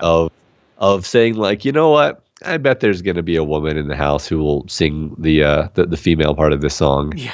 and then just like waiting, and then like this is the thing about the story where it's like you wonder if there's like fate pulling the strings or something because not only is there a woman willing to do it, but it's Denna, the woman who he fell in love with back on the wagon, and is going to be a huge part of the story. Yeah. So, which again, everything has like a hidden like dark side to it, but like, yeah, this is a scene where like everything works out for him so well here, in microcosm that you wonder if like the universe isn't twisted in his favor. Um, yeah, it's cool. Yeah. Toby says he thinks he would have gotten his pipes no matter what. Which is, I mean, you could be right. Like he's playing a very complex song, and the text makes the song sound really good before the string even breaks. So it's possible. Yeah, I mean, it definitely gives you the impression that like all the musicians, like the pipes are decided by the musicians, Right. and the musicians can appreciate, like, yeah, okay, it's hard to play that song. Well, whatever. Like, I don't know. I play I play music. Anyone can learn to play one song really well if they practice it a lot. That doesn't mean you're a great musician. The fact that he could off the cuff like transpose the song and play it still just as well on fewer strings, no one can do that. That's way harder. So like Yeah. as a musician, I would say that if I hear someone play one song well, I'm like, oh, cool. If someone were to do this thing that Koth does, I would be like, you are a master of your instrument. So Yeah. so yeah, that's my take. I like that Toby says his decision is also his decision to go with the harder song and take the crazy risk is cemented by the presence of Ambrose, which is yes, just vintage quote that oh, my rival's here. I have to definitely do this super dumb thing now. Yes, Yeah. precisely. I love that. Yeah, what I like about the whole six string thing is that like I think you see a lot of arguments for him that he's like just too good at everything, like falling back into that Mary Sue thing again. But the book took time to show a time in his life where he learned to play his lute with six strings, because this was the time when he was lost in the woods, and like all he did in his numbness after his parents' death was play his lute all day every day, and the string broke, and then he played with six, and then Right. more and more. And so like I think, like, yes, he's good at things, but I like that the book still takes the time to set up why he would be good at this particular thing. Like, why would anyone ever learn to play a six-stringed instrument that well when there's seven? Why would you do that? It's like, well, Yeah. he was in this very specific instance where he had to. Yeah, the book's pretty good actually about giving every one of his talents a cost. Yeah. Like, yeah, and the reason he plays the lute well, or the reason he plays the lute in the first place, the reason he has this like ability as an actor is because he's part of this basically this ethnic group who are severely prejudiced against and disadvantaged, and like he keeps it secret from most people because like and like most people would actually judge him negatively if he admitted he was Idi Maru. Yeah. And so like that's that's the cost of the power. Like all of his quote unquote powers as a character come with a cost that offsets it. And I mean that's just like, I don't know, that's how you build a character who feels like that's the only way you can really get a powerful character who doesn't feel like annoying, Yeah, I like agree. that's I agree. yeah, I don't know. Maybe that doesn't connect for some people, but it definitely connected for me. Also, I'm gonna be honest here. I knew people like him in high school. There was Yeah. this guy at my high school. I called him Clark Kent because he looked like Clark Kent. Like he had the build, just like Superman, but wore glasses and was like good at everything. He was like super good at sports, and he was super smart, and he was like just good at everything he did, and he was charming, and everyone liked him. And it's like I've known a Kavoth in my life before. The only thing he was bad at was swimming, because he was so built that he just sunk to the bottom of the pool. Yeah, I guess he paid for his Yeah. for his powers. There you go. So like that's why I have a hard time seeing this as like not a completely believable character, because there's some people in this world that are just good at a lot of stuff, and it's not fair, but it happens. Yeah, Yeah. sure, absolutely. 567 notes that it is easier to write about how great a musician someone is than to actually be a musician. That's very true. It's very true. Yep. It is easier to just say, yes, this person is really good at music. Look at everyone's crying because the song is so good. That's a lot easier than making a song that actually makes people cry. Yeah, it's funny to think that if this were done in a film, like the way it would be portrayed would have to be something that would have to be practiced to perfection, rather than like no one is good enough to just like do this. Yeah. It would have to be faked using film technique. Well, so. you know what? Lin-Manuel Miranda is really good at music, so Oh, dude makes me cry. I hope this happens. I think it's going to. Well, maybe Rothfuss should finish his book and push Yeah. things along. Pat. Yeah, Pat. You're listening. I haven't even read the second book yet. I'm sitting here complaining about the third. Sweet summer child. All right. All right, moving along. Here, Kvothe attempts to get access to the archives again, and it doesn't go well. I swallowed again against the dryness in my mouth. I was also wondering when I might hope to regain admittance to the archives. Lauren looked up at me. You were caught with live fire among my books, he said, emotion touching the edges of his voice like a hint of red sunset against the slate-gray clouds. All of my carefully planned persuasion flew out of my head. Master Lauren, I pleaded. I'd been whipped that day and wasn't at my wit's best. Ambrose. Lauren raised his long-fingered hand from the desk, his palm facing out toward me. The careful gesture cut me off more quickly than a slap across the face. His face was expressionless as a blank page. Who am I to believe? A Relar of 3 years or an Elir of 2 months? A scriv in my employ or an unfamiliar student found guilty of reckless use of sympathy? I managed to regain a little of my composure. I understand your decision, Master Lauren, but is there anything I might do to earn readmittance? I asked, unable to keep my voice entirely free from desperation. Honestly, I would rather be whipped again than spend another term banned. I would give you all the money in my pocket, though it isn't much. I'd work long hours as a scriv without pay for the privilege of proving myself to you. I know you're short-staffed during exams. Lauren looked at me, his placid eyes almost curious. I couldn't help but feel that my plea had affected him. All that? All that, I said earnestly, my hope billowing through my chest. All that and any other penance you desire. I require but one thing to rescind my ban, Lauren said. I fought to keep a manic grin off my face. Anything! Demonstrate the patience and prudence which you have heretofore been lacking, Lauren said flatly, then looked down at the book that lay open on his desk. Good morning. Burn. Because Ghost will be willing to do anything, Scott, anything, except be patient and prudent. Yeah, but he won't do that. Nope, not going to do that. That's impossible. I really like there are a couple masters in this place that see right through him, and Lauren is one of them. Eladin is the other that see like that his barred tongue doesn't work on them at all. Because here he thinks, like, I love that he thinks he's won. Like, I fought to keep a manic grin off my face. He's like, yes, I've done it. I've convinced him. Once again, Kavoth triumphs. And then it's immediately like, no. Yeah. Literally all you have to do is act just a little bit like an adult. Yeah. Just just a little bit. Or even just like a normal student. Yeah. Who's not going to get whipped again for something else in 5 minutes. Yeah. I mean, that's the funny part, is that the next thing that happens in the book after this is that he gets taken before the council again for making the song insulting Ambrose. So like he just says, be patient and prudent. And then he's immediately back in front of them. Just do zero stupid things over the next. Nope. You couldn't even. Okay. Don't do anything. Just Yeah. that's all you have to do. Just don't do anything. Yeah. Impossible. Yeah. It's gross. All right, so now we move into the love story portion of the book, Matt. Okay. We haven't really talked about Denna very much so far, so I think we're going to use these next two slides to kind of zoom in on Denna as a character.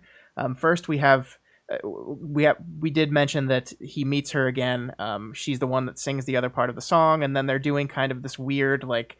I think he describes in the book as circling slowly around each other, where they keep seeing each other, but then missing each other, but then seeing each other again and hanging out.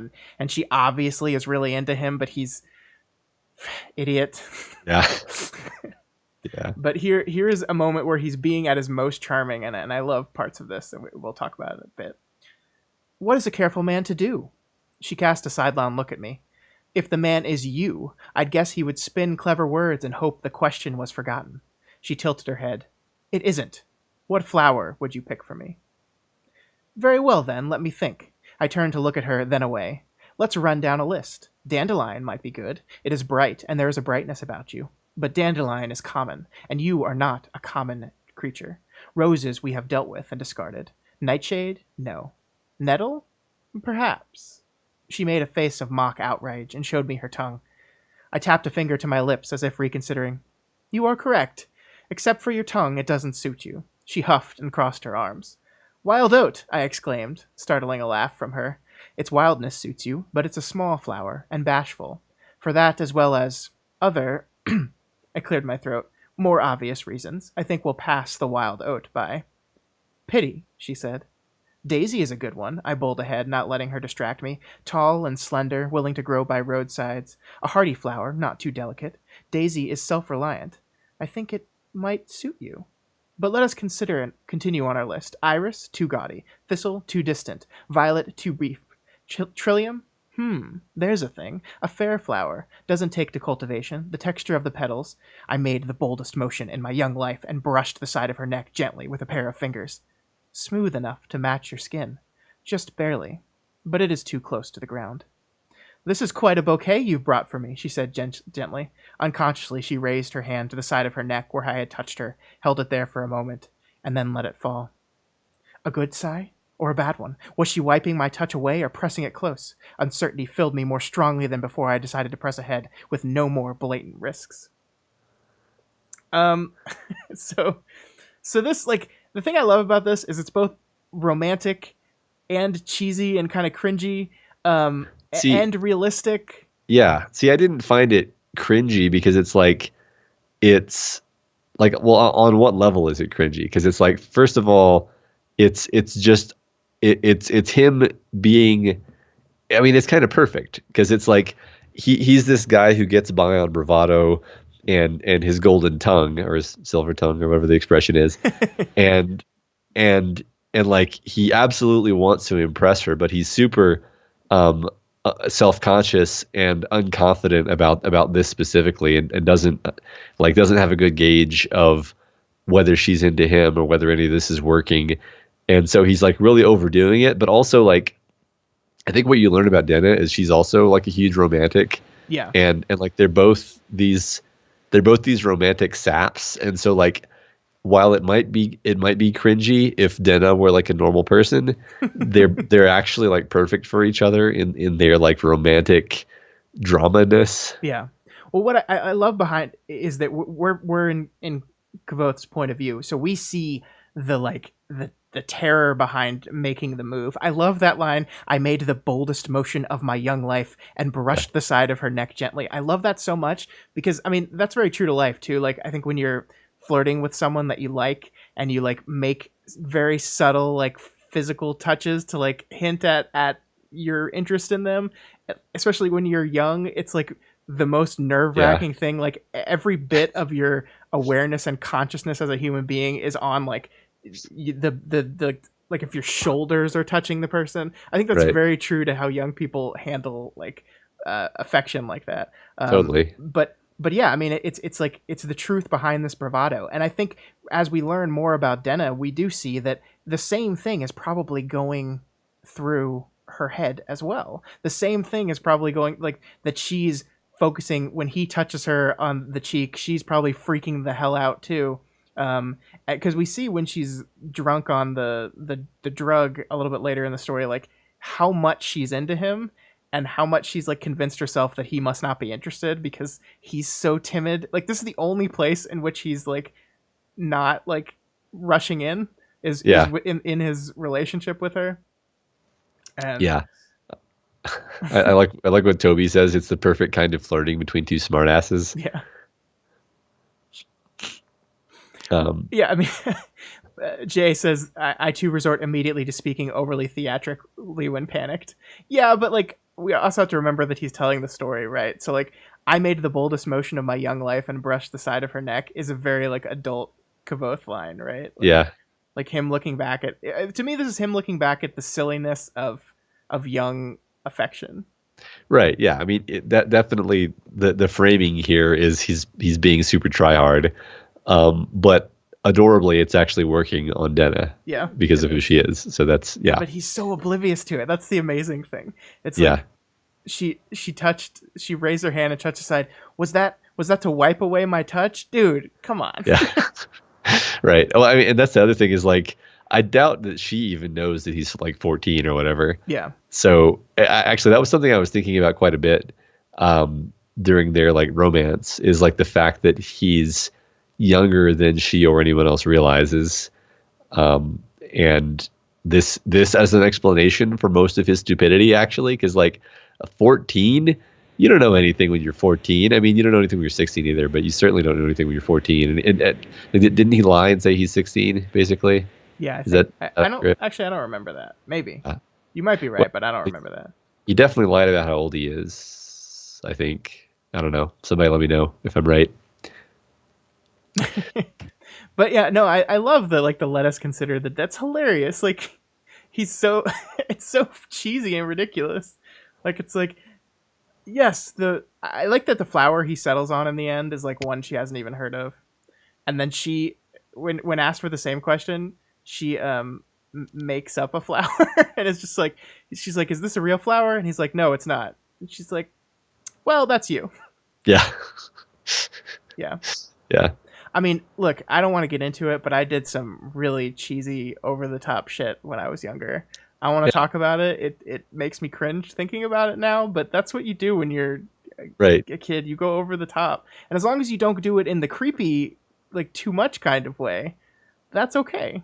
Right. Well, see, I guess I just don't use the word cringe in the same way. Cause like for me, a lot of it is like, I'm like, oh yeah, I remember being like that, but like in a good way. Like, oh yeah, this book is reminding me of how that was, awkward as hell. Is how it was. Yes, it was. But like I appreciate the book putting me in that place. Like the first time I watched Love Actually and saw that scene with the white message where he goes. Have you seen that movie? Yeah. He goes to the girl's house he likes and has like the messages written on the posters and reads them to him. I was like, oh man, I got to do that. I bet a girl would love that. Yeah. No, Scott. No, Scott. Don't do that. Yeah. I didn't.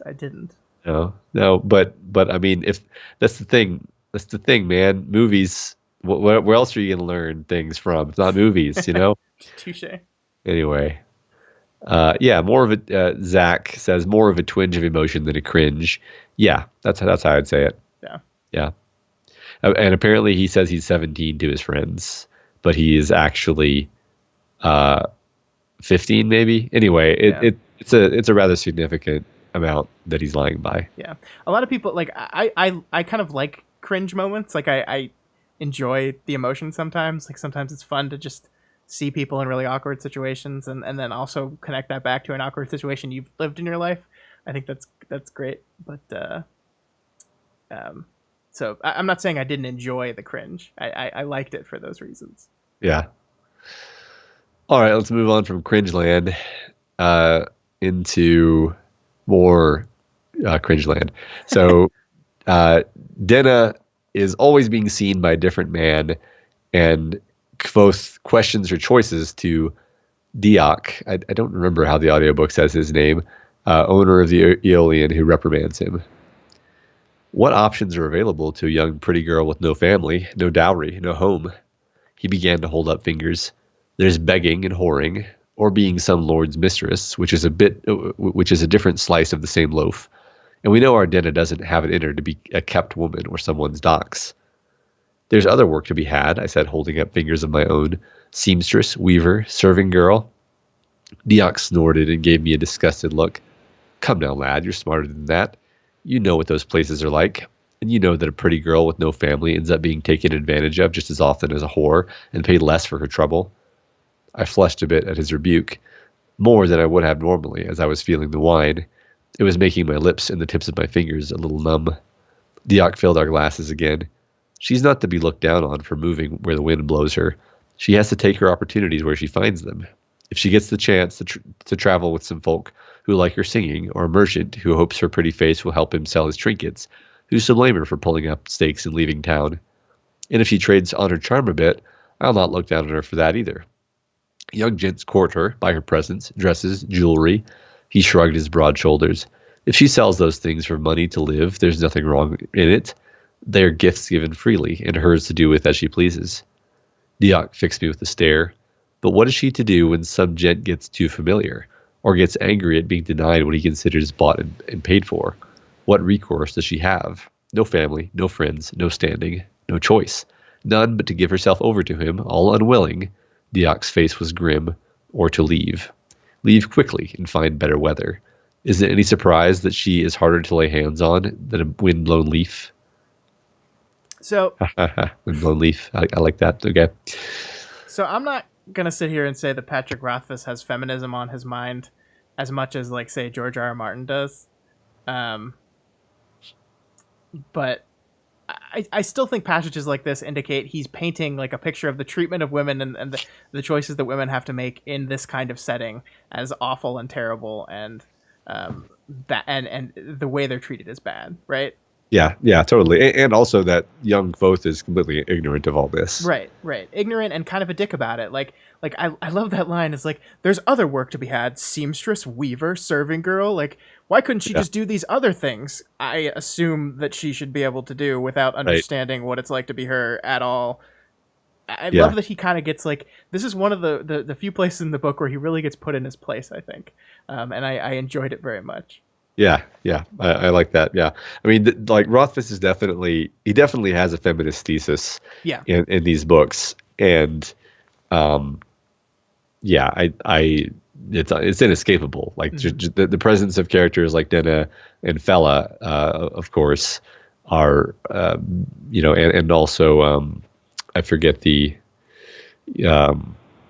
loan shark person. I don't remember the loan shark. Either. Yeah, like that. He's making very specific points, I think. Yeah. I think Fela. I hope Fela's characterized more. I didn't pull any Fela slides because she's such a small role in this book. She's just kind of there. But there's a lot. I mean, there's a ton of side characters. Yeah, but she's great. Yeah. Yeah, and the other thing going back and. Devi, that's there we go.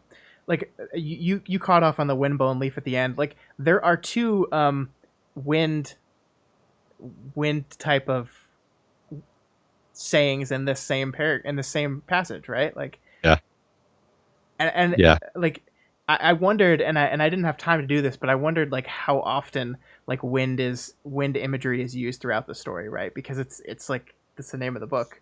It's very pointed when we're talking about that. Like she's not to be looking down on for where the wind blows her. She's harder to lay hands on than a wind-blown leaf. Like this is intentional. Yeah, absolutely. Especially since he's trying to learn the name of that wind. Yes. He's trying to understand its nature. Yeah. Deep in his mind sufficiently that he can call it when he wills. Yeah, absolutely. Yeah, and I love like. She's clearly living a hard, like constant in fear life, just like he is. Only it's a very different kind of life because of the things that men and women are allotted in this world.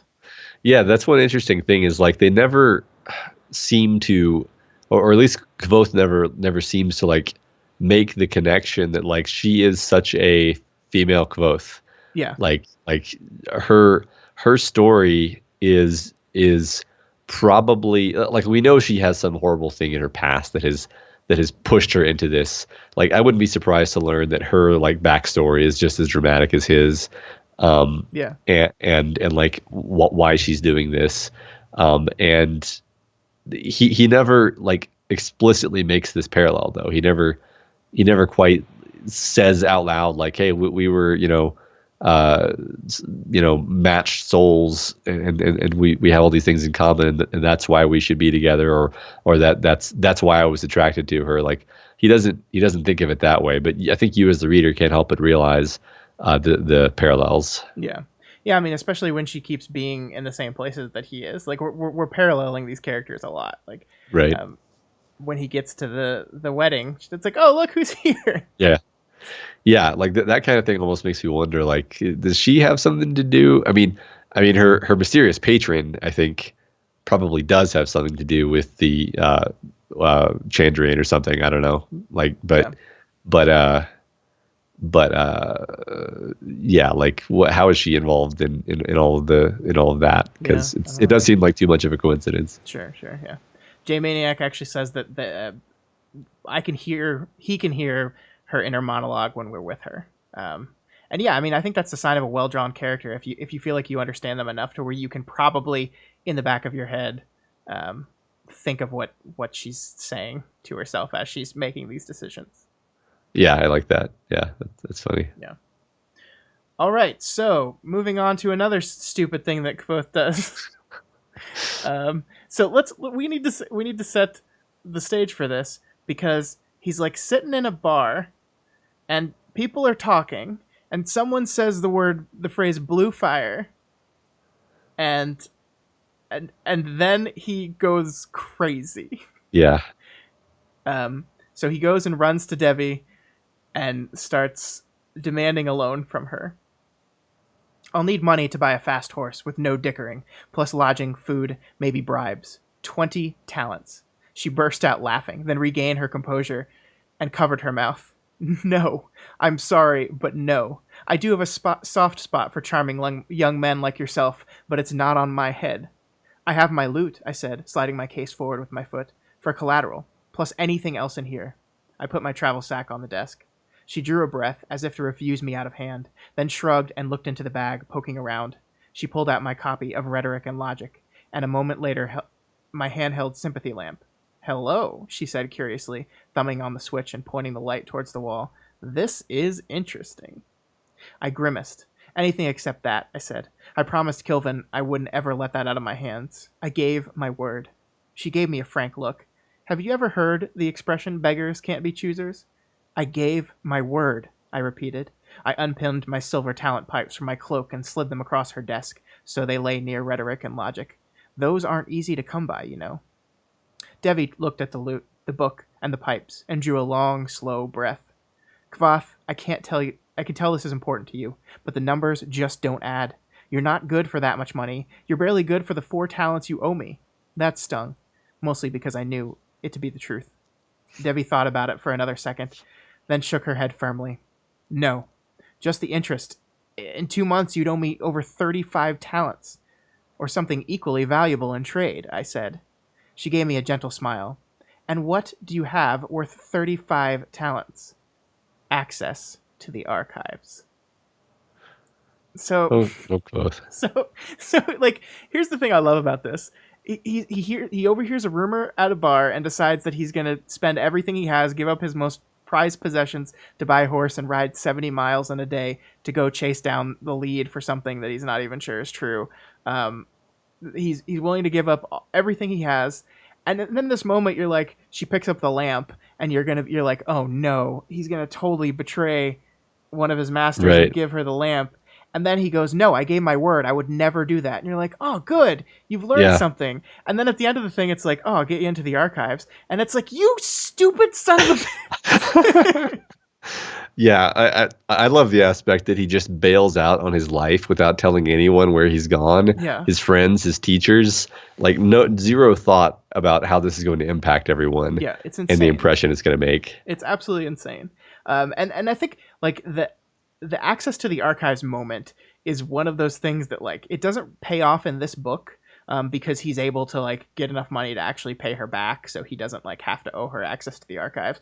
But it's still something that's just thrown out there that he's willing to gamble with that. And also now Devi knows that he's looking for a secret entrance to it, and the book ends with him finding the secret entrance to it. So like you just know in the back of your head that this is going to pay off in some way. It's just like, it's so reckless, it's so stupid. I just wanted to punch him in the face. I really did.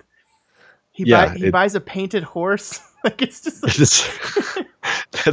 that's so great, especially because like he feels like he was so clever with that whole interaction buying the horse, and it's like you were scammed actually. Like it's also like you're mad at him, but also like this is one of those times when I'm like you're reminded about how traumatized and driven he is by this event with the Chandrian. Like right. this is why he does everything, kind of. Yeah. Like the reason he gave when he joined the university, or the reason he gave it in his own mind, was like to get revenge on the Chandrian. Was like one of his reasons for like being here in the first place. So when he hears this, he's like, he doesn't even think about it. He literally doesn't even. I mean, I think that's worth like repeating. He doesn't even think like, should I go check it out? Yeah. I would miss classes. No, he's just like, I immediately went to Davy. Immediately. So yeah. Yep. Yeah. By the way, amazing. The book says the audiobook says Davy, even though it's like Devi. Oh, I thought that was interesting. I was wondering the whole time how it was actually spelled. Well, yeah, it's with an E, unless I just wrote it down wrong multiple times. No, you're probably right.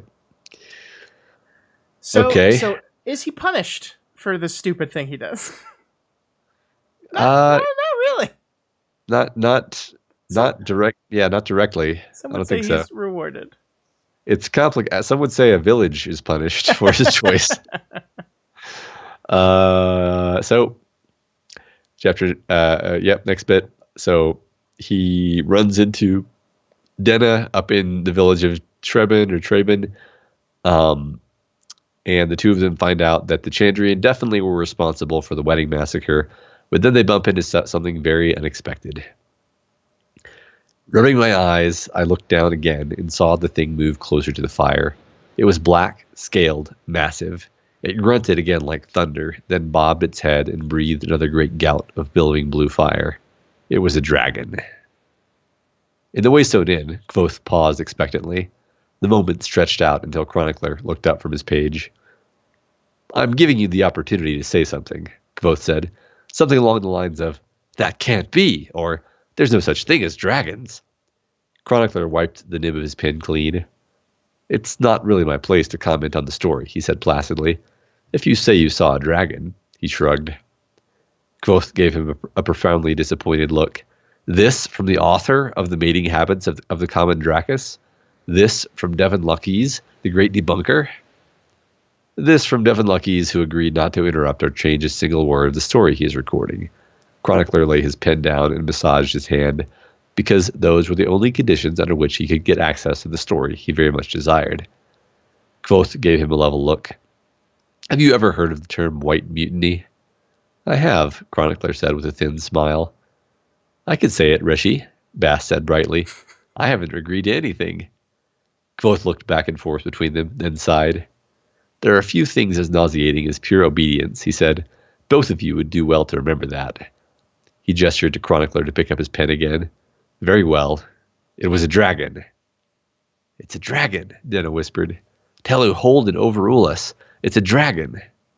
It's not a dragon, I said. There's no such thing as dragons. This is just the funniest bit to me in the world. I love it, yeah. He starts with declaring boldly it was a dragon, pauses for anyone to correct him. They don't. He gets mad about it, and then immediately starts his story again and says, it's not a dragon. Yeah. Yeah. And he doesn't even believe it is at any point either. No, of course not. It was all for effect. And he's mad that the people he's telling the story to aren't baited by the effect. Yeah, it's really funny. I mean, I love I love Bast. You know, I love everything about Bast from beginning to end. I can say it, Reggie. Would you like me to? Yeah. It's wonderful. I don't have much more to say about this other than I think this was a great structural trick because the larger page breaks or section breaks between here represent different chapters. Like It Was a Dragon was the end of a chapter. We move into another chapter in the Waystone Inn. Then we cut back to a third chapter to land the punchline of this joke he set up. And I think it's really good writing. It's fantastic. Yeah. And I think it says a lot about Kavath's personality. And also I think it kind of says something about how the effect of telling this story is having a change in him, that he's kind of more jokey with these people. Like he's like, it just so happens that he's not telling a particularly like serious part of the story. He's actually telling a part that is a good things happen for him, relatively. And so I like this idea that like as he's telling the story, it's having a change in him, and it's kind of confirmed by Bast's speech at the end of this book. But you can kind of see it in how he's like being a lot more sarcastic with these guys. Yeah, I agree. Becoming his old self, kind of. Yeah. All right, and here's where Kavath burns the town down. So they found this illegal resin drug orchard, and they decide to take it with them because it's worth a lot of money. But then they're like, oh wait, the dragon's eating it. The Dracus is eating it. Sorry, and so we can poison it with it because we know about the digestive system of this giant creature, right? Like we can correctly estimate that this is enough to kill it. Sure. Yeah, I like the part when they just keep doubling it over and over. Yeah. So he's fed the Dracus the big ball of resin, and he's waiting for it to die. Off to the southwest, barely 2 miles away, Tarbean was full of firelight. Not just dim candlelight from windows. There were tall flames leaping everywhere. For a moment, I thought the city was ablaze. Then I realized what was happening. The Harvest Festival. There was a tall bonfire in the middle of town, and a smaller ones outside the houses where people would be giving cider to the weary workers. They would drink and throw their shamble men into the fires, dummies made of wheat sheaves, of barley stalks, of straw, of chaff, dummies built to flare up bright and sudden, a ritual to celebrate the end of the year, something that was supposed to keep the demons away. Behind me, I heard the Dracus grunt. I looked down at it.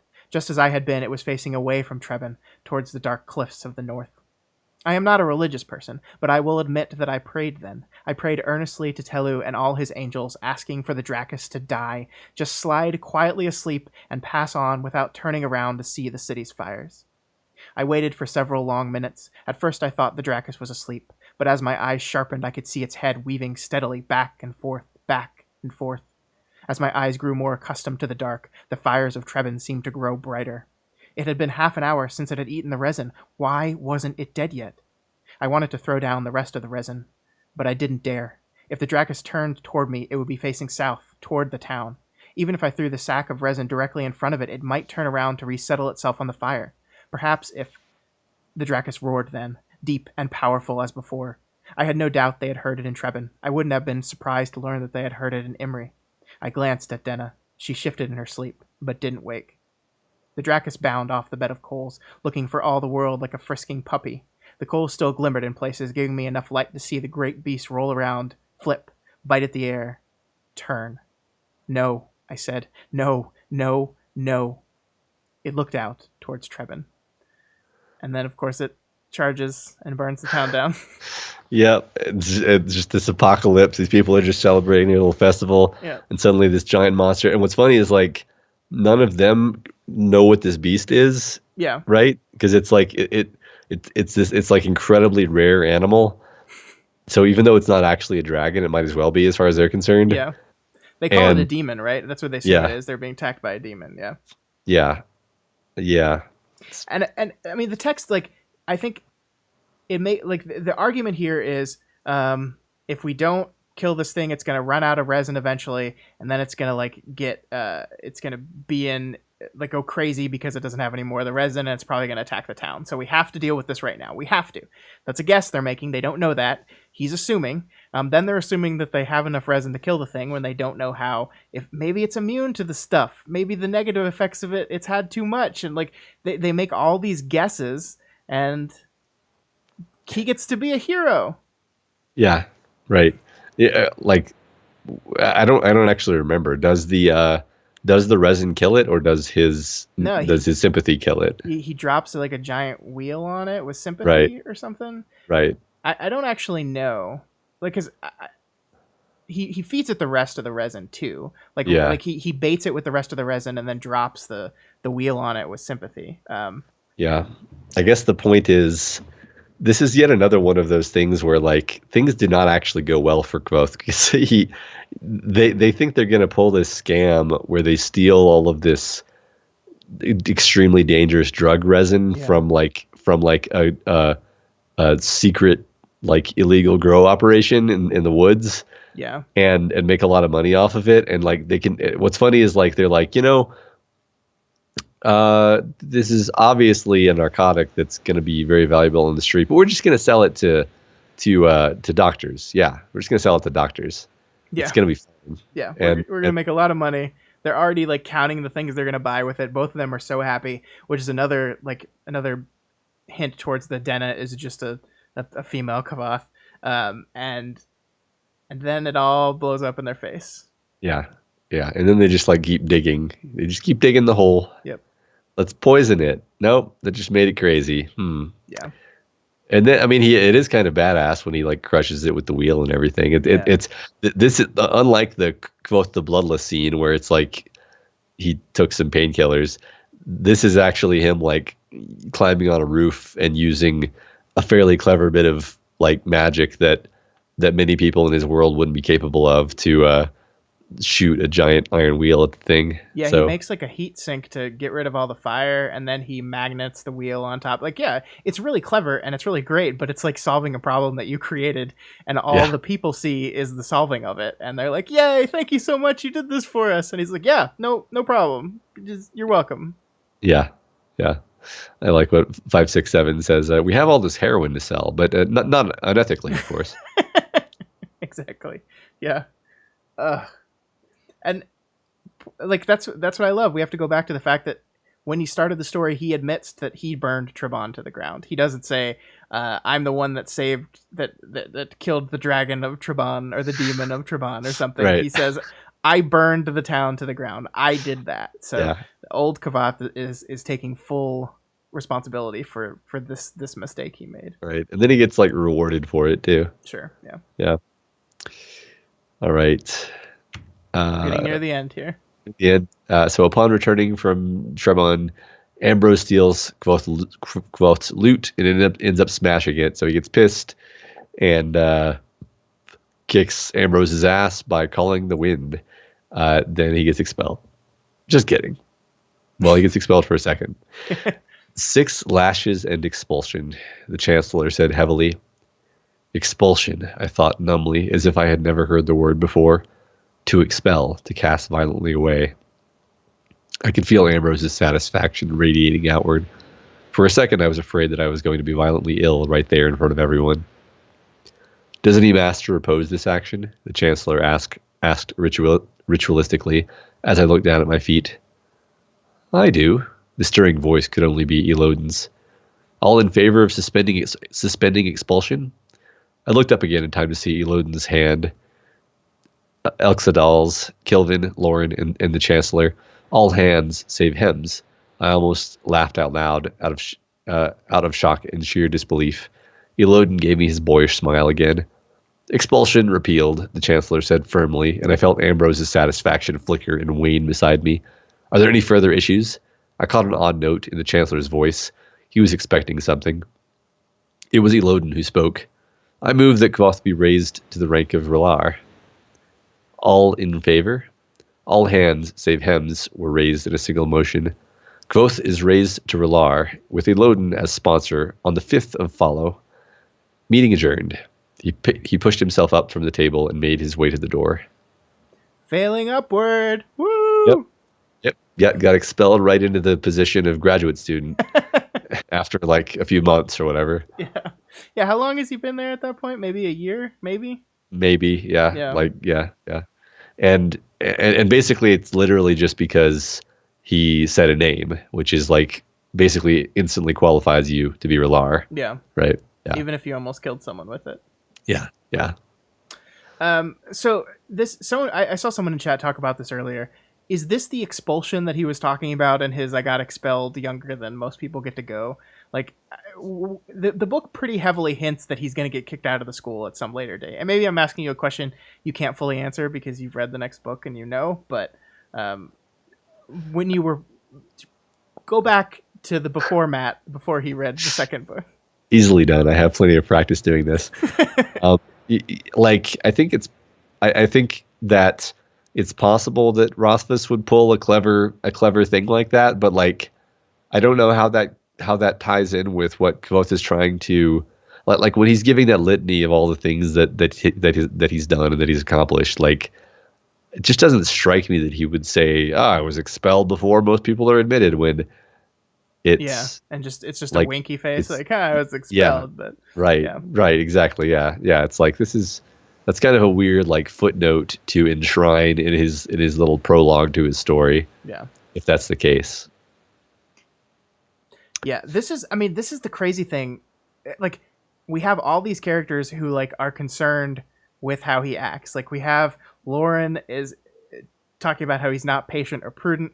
We have Eladin who like was mortified by the time when he just jumped off a roof because he told him to. Like, Hem doesn't like him very much, so he's always on that side. We have Kilvin, who's like really we didn't talk much about Kilvin and their interaction in the slides we pulled, but like, Kilvin likes him, but he also recognizes that he doesn't listen. Like, the sympathy lamp he made was like specifically because he refused to just take the old design because he had to do something different. So he knows the rashness of him, but these guys continue to like reward him and promote him. And I think it's like, I think these people are kind of blinded by his skill. Yeah, no, absolutely. And yeah, it's great because you sympathize with them too, right? Like you want Kvothe to win, you know, and you want him to be awesome and to succeed. So like, you actually are like with the teachers and the professors or whatever who are like giving him these opportunities, but also you see this risk, this danger that's inherent in him, and it's like every time you empower him like that, you are putting a little bit more dynamite in that pile of dynamite that you're building up gradually. So yeah, it's great storytelling. Yeah, I agree, because it's like, we've seen throughout the story that consequences don't always happen right away. He might be rewarded for some stuff, but other stuff comes back to bite him in the ass anyway. So like, you can't just say, oh, he was successful and everything's going great and everything's going to be fine. We know that's not the case. Like, we just know it. So I think it's great. Right. All right. So final slide of the night, and then we've got a lot of other stuff to talk about that I didn't pull slides for, but it's because this book is very, very thick. So he's finished his version of the story. He finishes it with him finding the secret passage to the archives, and they've finished for the night. And the chronicler is sleeping and is woken up by Bast, charming, kind of innocent Bast, who like has been nothing but nice and silly so far throughout the story, is suddenly like super dark and menacing and like yelling at Chronicler and trying to encourage him to keep going. It's like, have you ever heard the story of Martin Maskmaker? Chronicler shook his head, and Bast gave a frustrated sigh. How about plays? Have you seen The Ghost and the Goose Girl, or The Haypenny King? Chronicler frowned. Is that the one where the king sells his crown to an orphan boy? Bast nodded. And the boy becomes a better king than the original. The Goose Girl dresses like a countess, and everyone is stunned by her grace and charm. He hesitated, struggling to find the words he wanted. You see, there's a fundamental connection between seeming and being. Every Fey child knows this, but you mortals never seem to see. We understand how dangerous a mask can be. We all become what we pretend to be. Chronicler relaxed a bit, sensing familiar ground. That's basic psychology. You dress a beggar in fine clothes, people treat him like a noble, and he lives up to expectations. That's only the smallest piece of it, Bast said. The truth is deeper than that.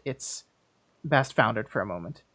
It's like everyone tells a story about themselves, inside their own head, always, all the time. That story makes you what you are. We build ourselves out of that story. Think of what he said today. People saw him as a hero, and he played the part. He wore it like a mask, but eventually he believed it. It became the truth. But now, he trailed off. Now people see him as an innkeeper, Chronicler said. No, Bass said softly. People saw him as an innkeeper a year ago. He took off the mask when they walked out the door. Now he sees himself as an innkeeper, and a failed innkeeper at that. You saw what he was like when Cobb and the rest came in tonight. You saw that thin shadow of a man behind the bar tonight. It used to be an act. And so we see the importance of this whole thing is that Bast is the one that called the Chronicler here, that gave the hints and said he could tell a story and that might return his master to the person he was before. But then again, we go to the prologue or the epilogue where it ends just like it began, with Kavath waiting to die. Yeah. I mean, I absolutely adore this part where, like Bast, like you said, has been just this like affable, chum, and then he's like, "Oh no, Chronicler, I own you, and you're gonna do exactly what I say, or horrible things are gonna happen to you." Yeah, just so I don't know. I just love that trope of like the character who you absolutely disregarded turns out to be like. I mean, I almost wonder if Bast is much more than he seems. Like, is he even actually Kvoth's like is their relationship what it seems to be? Yeah. I don't know. I'm conjecturing, but it's very interesting. Yeah, you don't know because I mean, like what he is kind of doled out to us very slowly. Like we have that moment with the iron, with the Chronicler like binds him, because he realizes he's not human, and we're not even sure what he is at that point. Like we just kind of say like he realizes what he is, and they don't directly say it. It's not till later that I think we declare him as Fae, but we really don't even understand what that is, right? Like we have no concept at this point in the story of what that means, other than he's not mortal, by the phrase "but you mortals never seem to see." So he's of the Fae, which we're not quite sure what means in this world.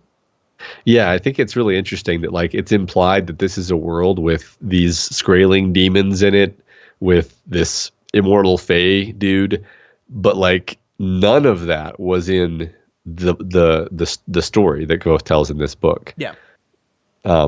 Presumably it will be in later ones, but yeah, it's funny how like the Skraeling thing is the main thing. Where like you when you start this book and you get to the Skraeling part, you're like, well, okay, we're gonna understand what these Skrael are by the end of the book. Nope, not another word about them.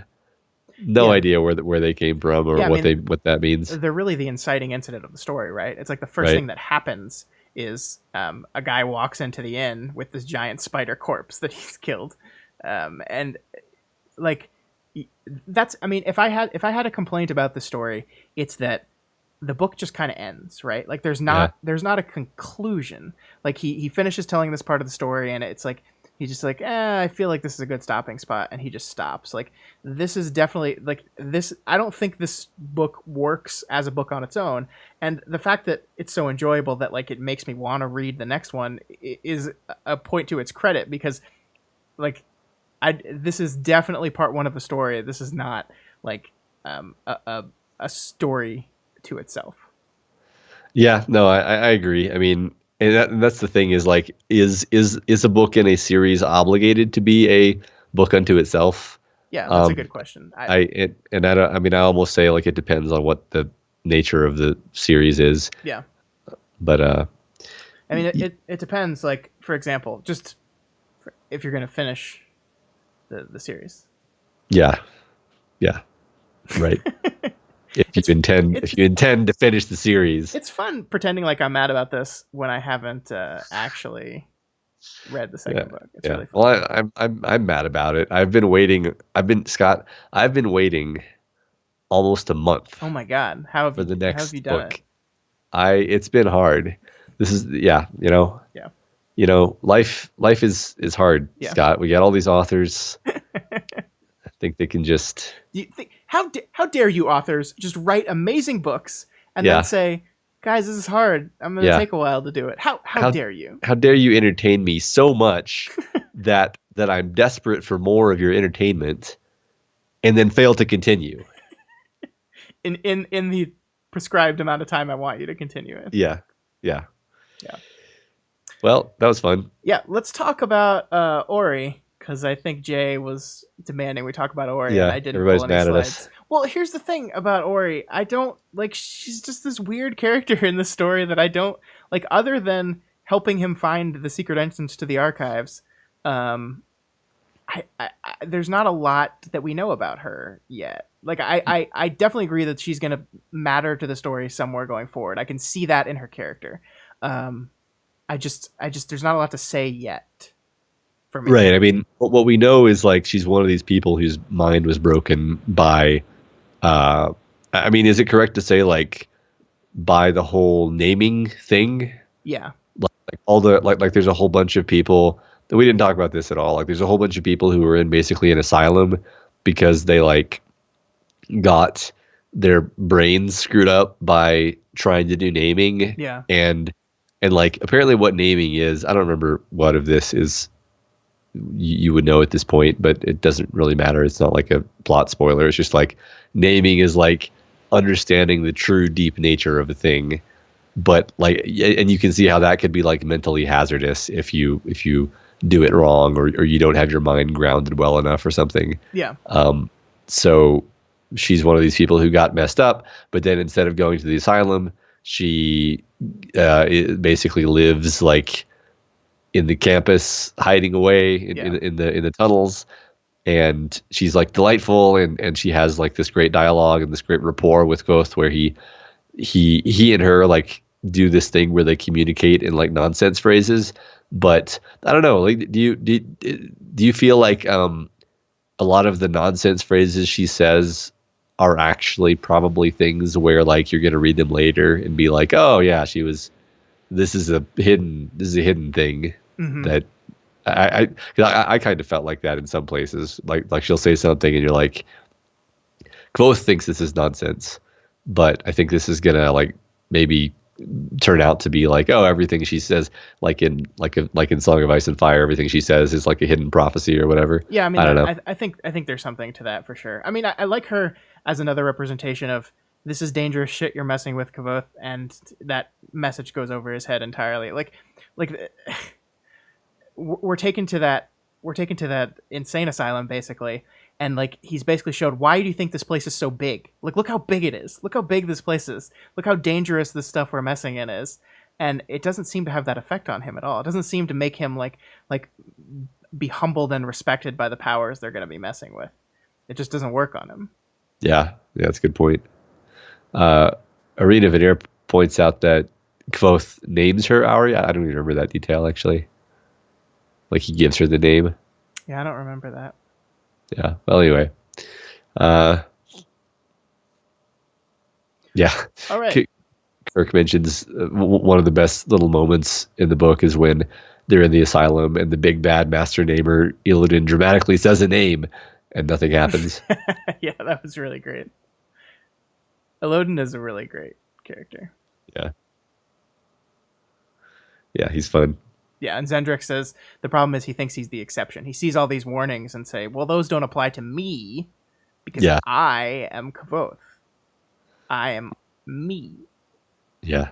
Yeah. And that's one thing about the story is like you can hardly fault him for being arrogant when like his wild ass pull strategy of solving problems works out for him so much. At least in the short term, yeah. At least in the short term in terms of like solving the immediate problem.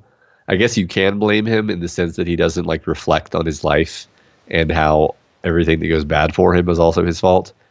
But like he's like 15 years old, so yeah. Yeah. Yeah. All right. Anything else you guys want to talk about before we wrap this thing up for the day? What are we doing Yeah. on time? Any questions? Any answers? Anything we didn't cover that you're like, why didn't you cover that?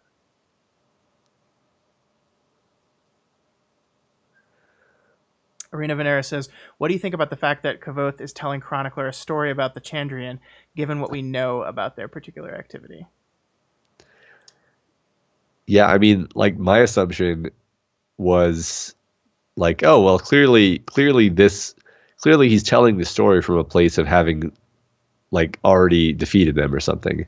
But by the end of this book, I'm like, actually, I don't. Actually, I wonder if Kvothe has accomplished any of the things that you would have assumed. I'm almost wondering if like the next book, the third book, I mean, could be like his story is interrupted and the whole book is like in the present day or something, you Mm-hmm. know, like completely turn the conceit on its head. Yeah. Yeah, I mean, I think you're right. I mean, like, I don't think the conclusion of this series is going to be, and that's the end of my story, right? I think, like, we've put this framing device in. I think the plot in the framing device portion of the story is also going to advance. Like, it seems pointless to not do that. So, Yeah. yeah, I mean, I absolutely think that, like, the great problems of this world are not going to be solved by the end of Kvothe's story. Yeah. Toby asked about the chapter names. I somehow managed to not pay much attention to them. I think that the audiobook didn't emphasize them too much. Yeah, I mean, I don't. I probably need to, but I don't really pay as much attention to chapter names. I probably should, but I didn't really pay much attention to them. If I saw one that was particularly funny, I liked it. Like, I think the Dracus chapter was like the mating habits. Like, it was the name of the book. It was like Yeah. the mating habits of the Dracus or something funny like that. But Yeah. Zendrex mentions the Odyssey parallels, which we didn't really talk about. It's funny, we had like a pretty long conversation about this in the Discord where we actually kind of, between me and a few other people, kind of drew out a bunch of Odyssey comparisons, a lot of which are actually in the next book, but there's a lot of I think thematically and even plot wise, there's a lot of stuff that Kvothe does that is very reminiscent of stuff that Odysseus does, and um, kind of the nature of the Odyssey is like the gods sort of continually punishing Odysseus for these like what seem like minor mistakes that he makes, mm-hmm. um, and and also punishing everyone around him, which is maybe something that this book is Yeah, gonna hand to us at some point yeah. because Odysseus' whole crew dies. Um, Yeah, I mean, to me, one of the things the story is doing is deconstructing the idea of myth. So I wouldn't be surprised to see, and I'll be paying attention to that a lot more when I get to the second book. Now that you've mentioned it, but I would not be surprised to see that the book is pulling intentional parallels to some of the best known myths in our culture, because it's exploring the idea behind that kind of stuff, and that's why when I see complaints about like Mary Sueism of characters, I kind of like bristle at the idea when you're talking about myth telling and like, does people say Achilles is a Mary Sue? Is that really what we're gonna do? Are we gonna say that? Like, I don't know. yeah, I don't buy it. he's totally awesome if you ignore the part where he dies for his, Yeah, where hubris. he gets so bent out of shape that he gets mad that someone took his woman, so he refuses to go on the battlefield, and it causes his closest friend to die. Yeah. Yep. Yeah. Cool. Yep. All right. Are we done with Q&A?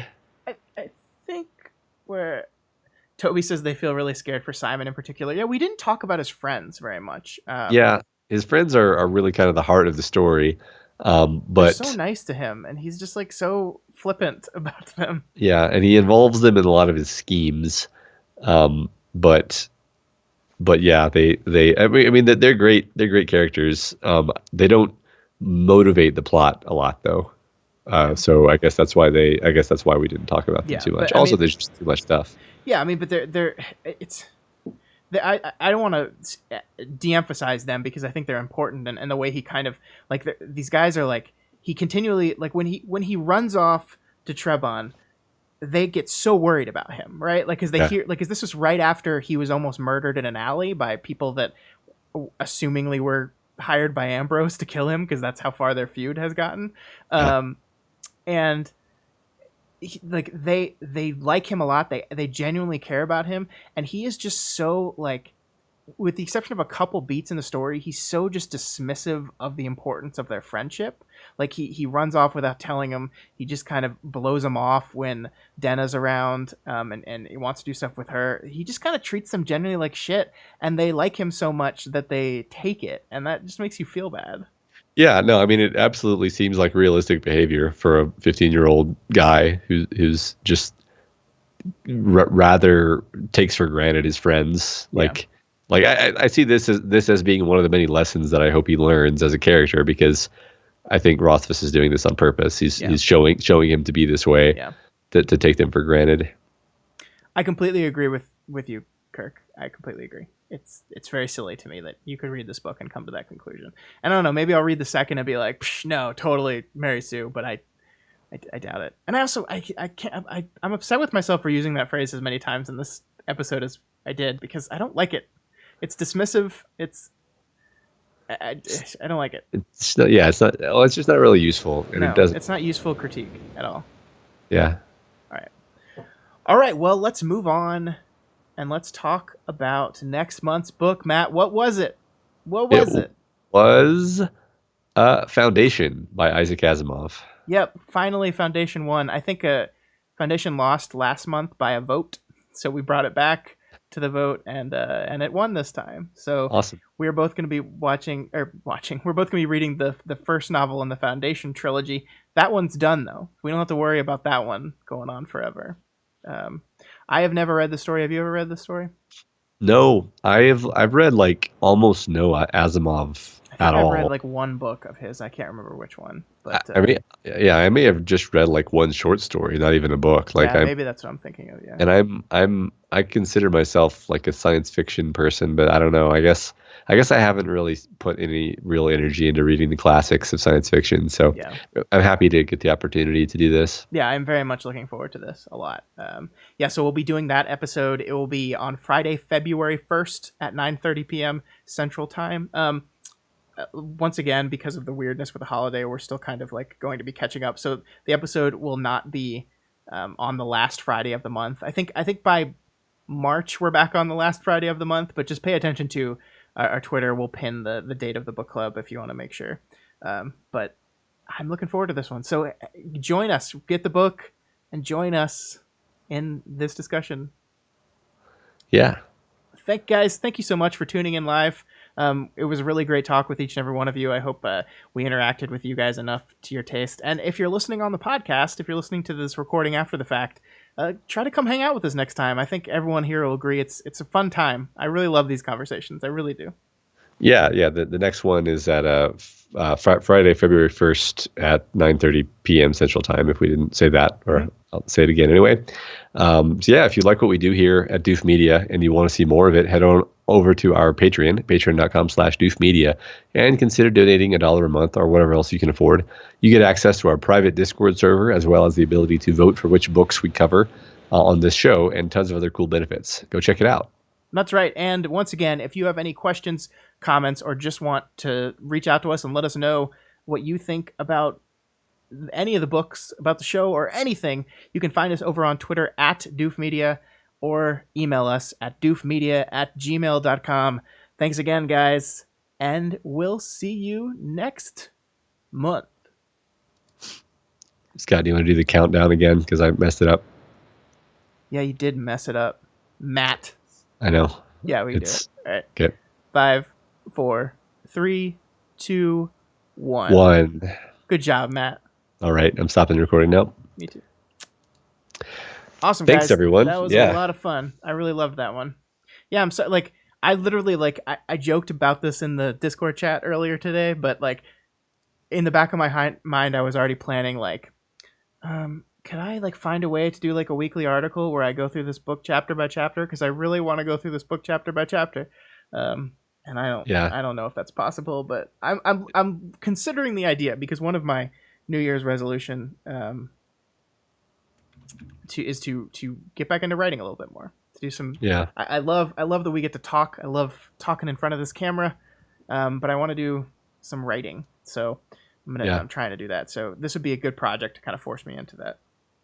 Well, this book is just so gosh dang fun, you know. It is, and there's so much stuff we had to leave out. I don't think I guess I didn't say this on the recording, but like I think I said this to you. This is like the most fun I've had reading since I was a teenager reading The Wheel of Time. And the funny thing is, I don't even think The Wheel of Time is that great anymore. The point is like it entertained me on a level that I haven't been entertained with since I was like a preteen. That's so So awesome. That's great to hear. yeah, I just loved it.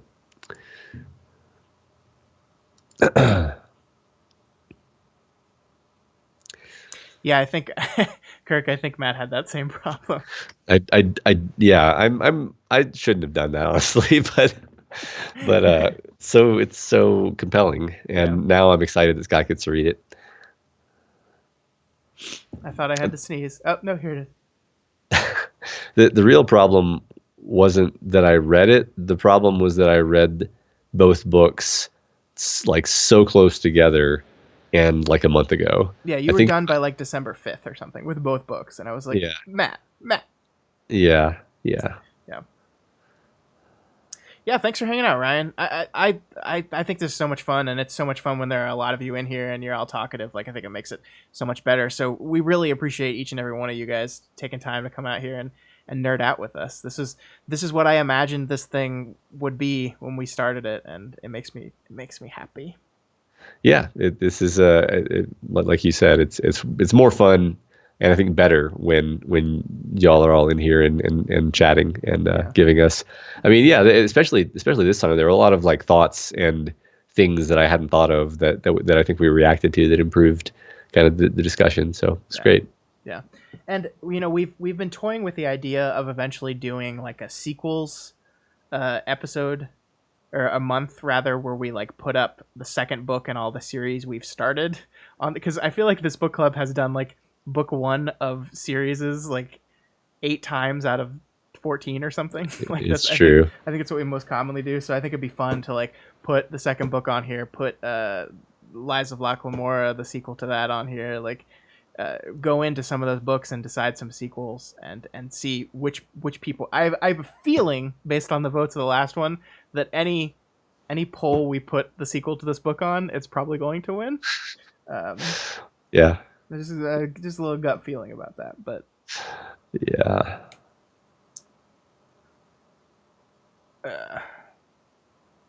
wow, these books set the standard for me, and I'm sad that most books don't match my expectations. Yeah, that's the the bummer part of reading something you love so much now, is that you're like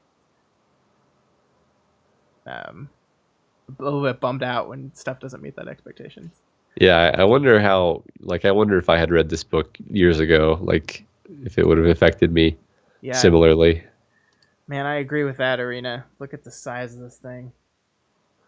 This Yep, is almost 1,000 pages, just about. it's a good book. I like it. It is. Also, it's like a pretty cover. I know that's not, you're not supposed to do that, but I like the design of this book. Yeah, you know what? It matters. It matters. The audio, let me check. The audio book for Wise Man's Fear. If it's over 24 hours, then I quit the series, because it's not. Hey. So his gifts mean he talks really fast too. It's not. How do you do this? Yeah, see. By Patrick Rothfuss. No, don't do that. You're gonna get us copy strike. Uh-oh. That doesn't help me at all. Yeah, I think that's a very fair critique, Kirk, that it's difficult to put it in its place without knowing how the story ends, because endings are important. True. You know, we have to do a Mistborn thing one day, right? Have you read those probably. books? No, I haven't really read any. Is that Brandon Sanderson? Yes. 74 chapters, I'll tell you that. 174 chapters. 42 hours. 43 hours. It's 43 hours. That's a lot of hours. But my way of solving this problem is that the language that they're actually speaking has like the sound, like pa means like 6 words. So he's speaking his language, and it just conveys a lot more information. Is this a joke about chroniclers scribing method. Sure it is. Uh-oh, Matt. We're getting angry comments on old We've Got Worm episodes. Yeah, It's that that happens. it's that time of It's day again. that time of of all the time where we were unfair to someone Uh-huh. 8 months ago, or maybe Gotta 14 love it. months ago. Yeah, this one is from Arc 11, so I don't even remember what I said. Yeah, I told you earlier somebody was mad at us for being unfair to Damsel of Distress in Arc 11. But that was before we. That was when she was just bad. Uh, I mean, they weren't really mad at us. I don't think. I think the joke is that Damsel of Distress was a throwaway, nothing character in Worm, and Yeah, so it made perfect sense for us to be true. dismissive. What haven't we put on the poll yet, Jay? Mistborn. Yeah, I know. I know someone nominated it, but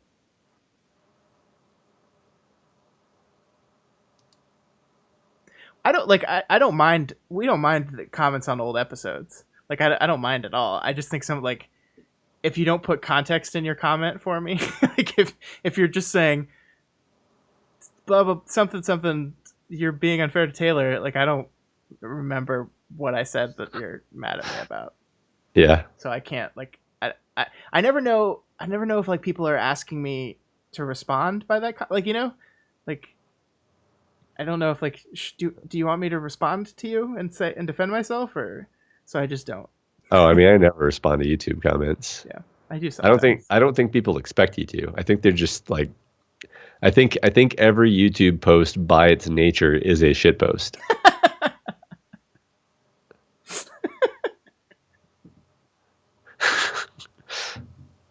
Oh, I'm sorry to hear that, Tringard. I hope you catch up. It's a good book. Yeah. Yeah, we like it. I haven't read this week's chapter though. It's a good chapter. Yeah, we didn't really talk about the magic system. We didn't talk about sympathy I really like Sympathy. as I really a concept. It's cool. because like it's actually very scientific in a Yeah. way that appeals to me because Yeah, he's and science nerd. exactly because like it's all about conservation of quantities, and then like the artificing area is all like basically using actual science, and like everything Rothfuss writes about like chemistry or metallurgy or whatever is correct. It's just then they're like, and then you do a rune that binds this thing to this thing that makes it stronger. So like, I love that like the way he depicts the artificery is like very much like the chemistry lab Yeah. that I used to hang out around. Like in terms like they have fume hoods, they have water baths and stuff for what do they call it? They have a special word for it in the story. Basically, just like an emergency shower. Yeah. Uh, Yeah. it's pretty cool. It's really cool. I like it a lot. We should have talked about that more. That's one of those things that I wish we had the time Yeah, when I do my chapter by chapter essays. There you go. yeah. I like that Arena Venera and also Toby. This idea that like sympathy is almost like the easiest and most like grounded scientific way of doing magic, but then like presumably there's also Fae Yeah. and and we've already seen there's like Scrael and like Bast can Well, just arbitrarily disguise the fact that he has cloven hooves. I mean, So just the naming is like a yeah, completely different kind of magic than sympathy. Like it's almost to the point where it's like a different system entirely. Like it's not like completely tangential to each other. And yeah, I think that's pretty cool. 'Cause it's yeah, like we've got magic is this scientific stuff we do here, but also there's this other stuff that we don't really understand, but some people can harness it. yeah. I think that's cool. All right. Is it time to go? What time I is think it? it's It's after midnight. it's Oh after god. midnight for you. It's pretty late, yeah. It's super fun to hang out, but I As am you still sick for the as you third can week running. hear. Yeah, as you can hear, Matt is still suffering. Yeah,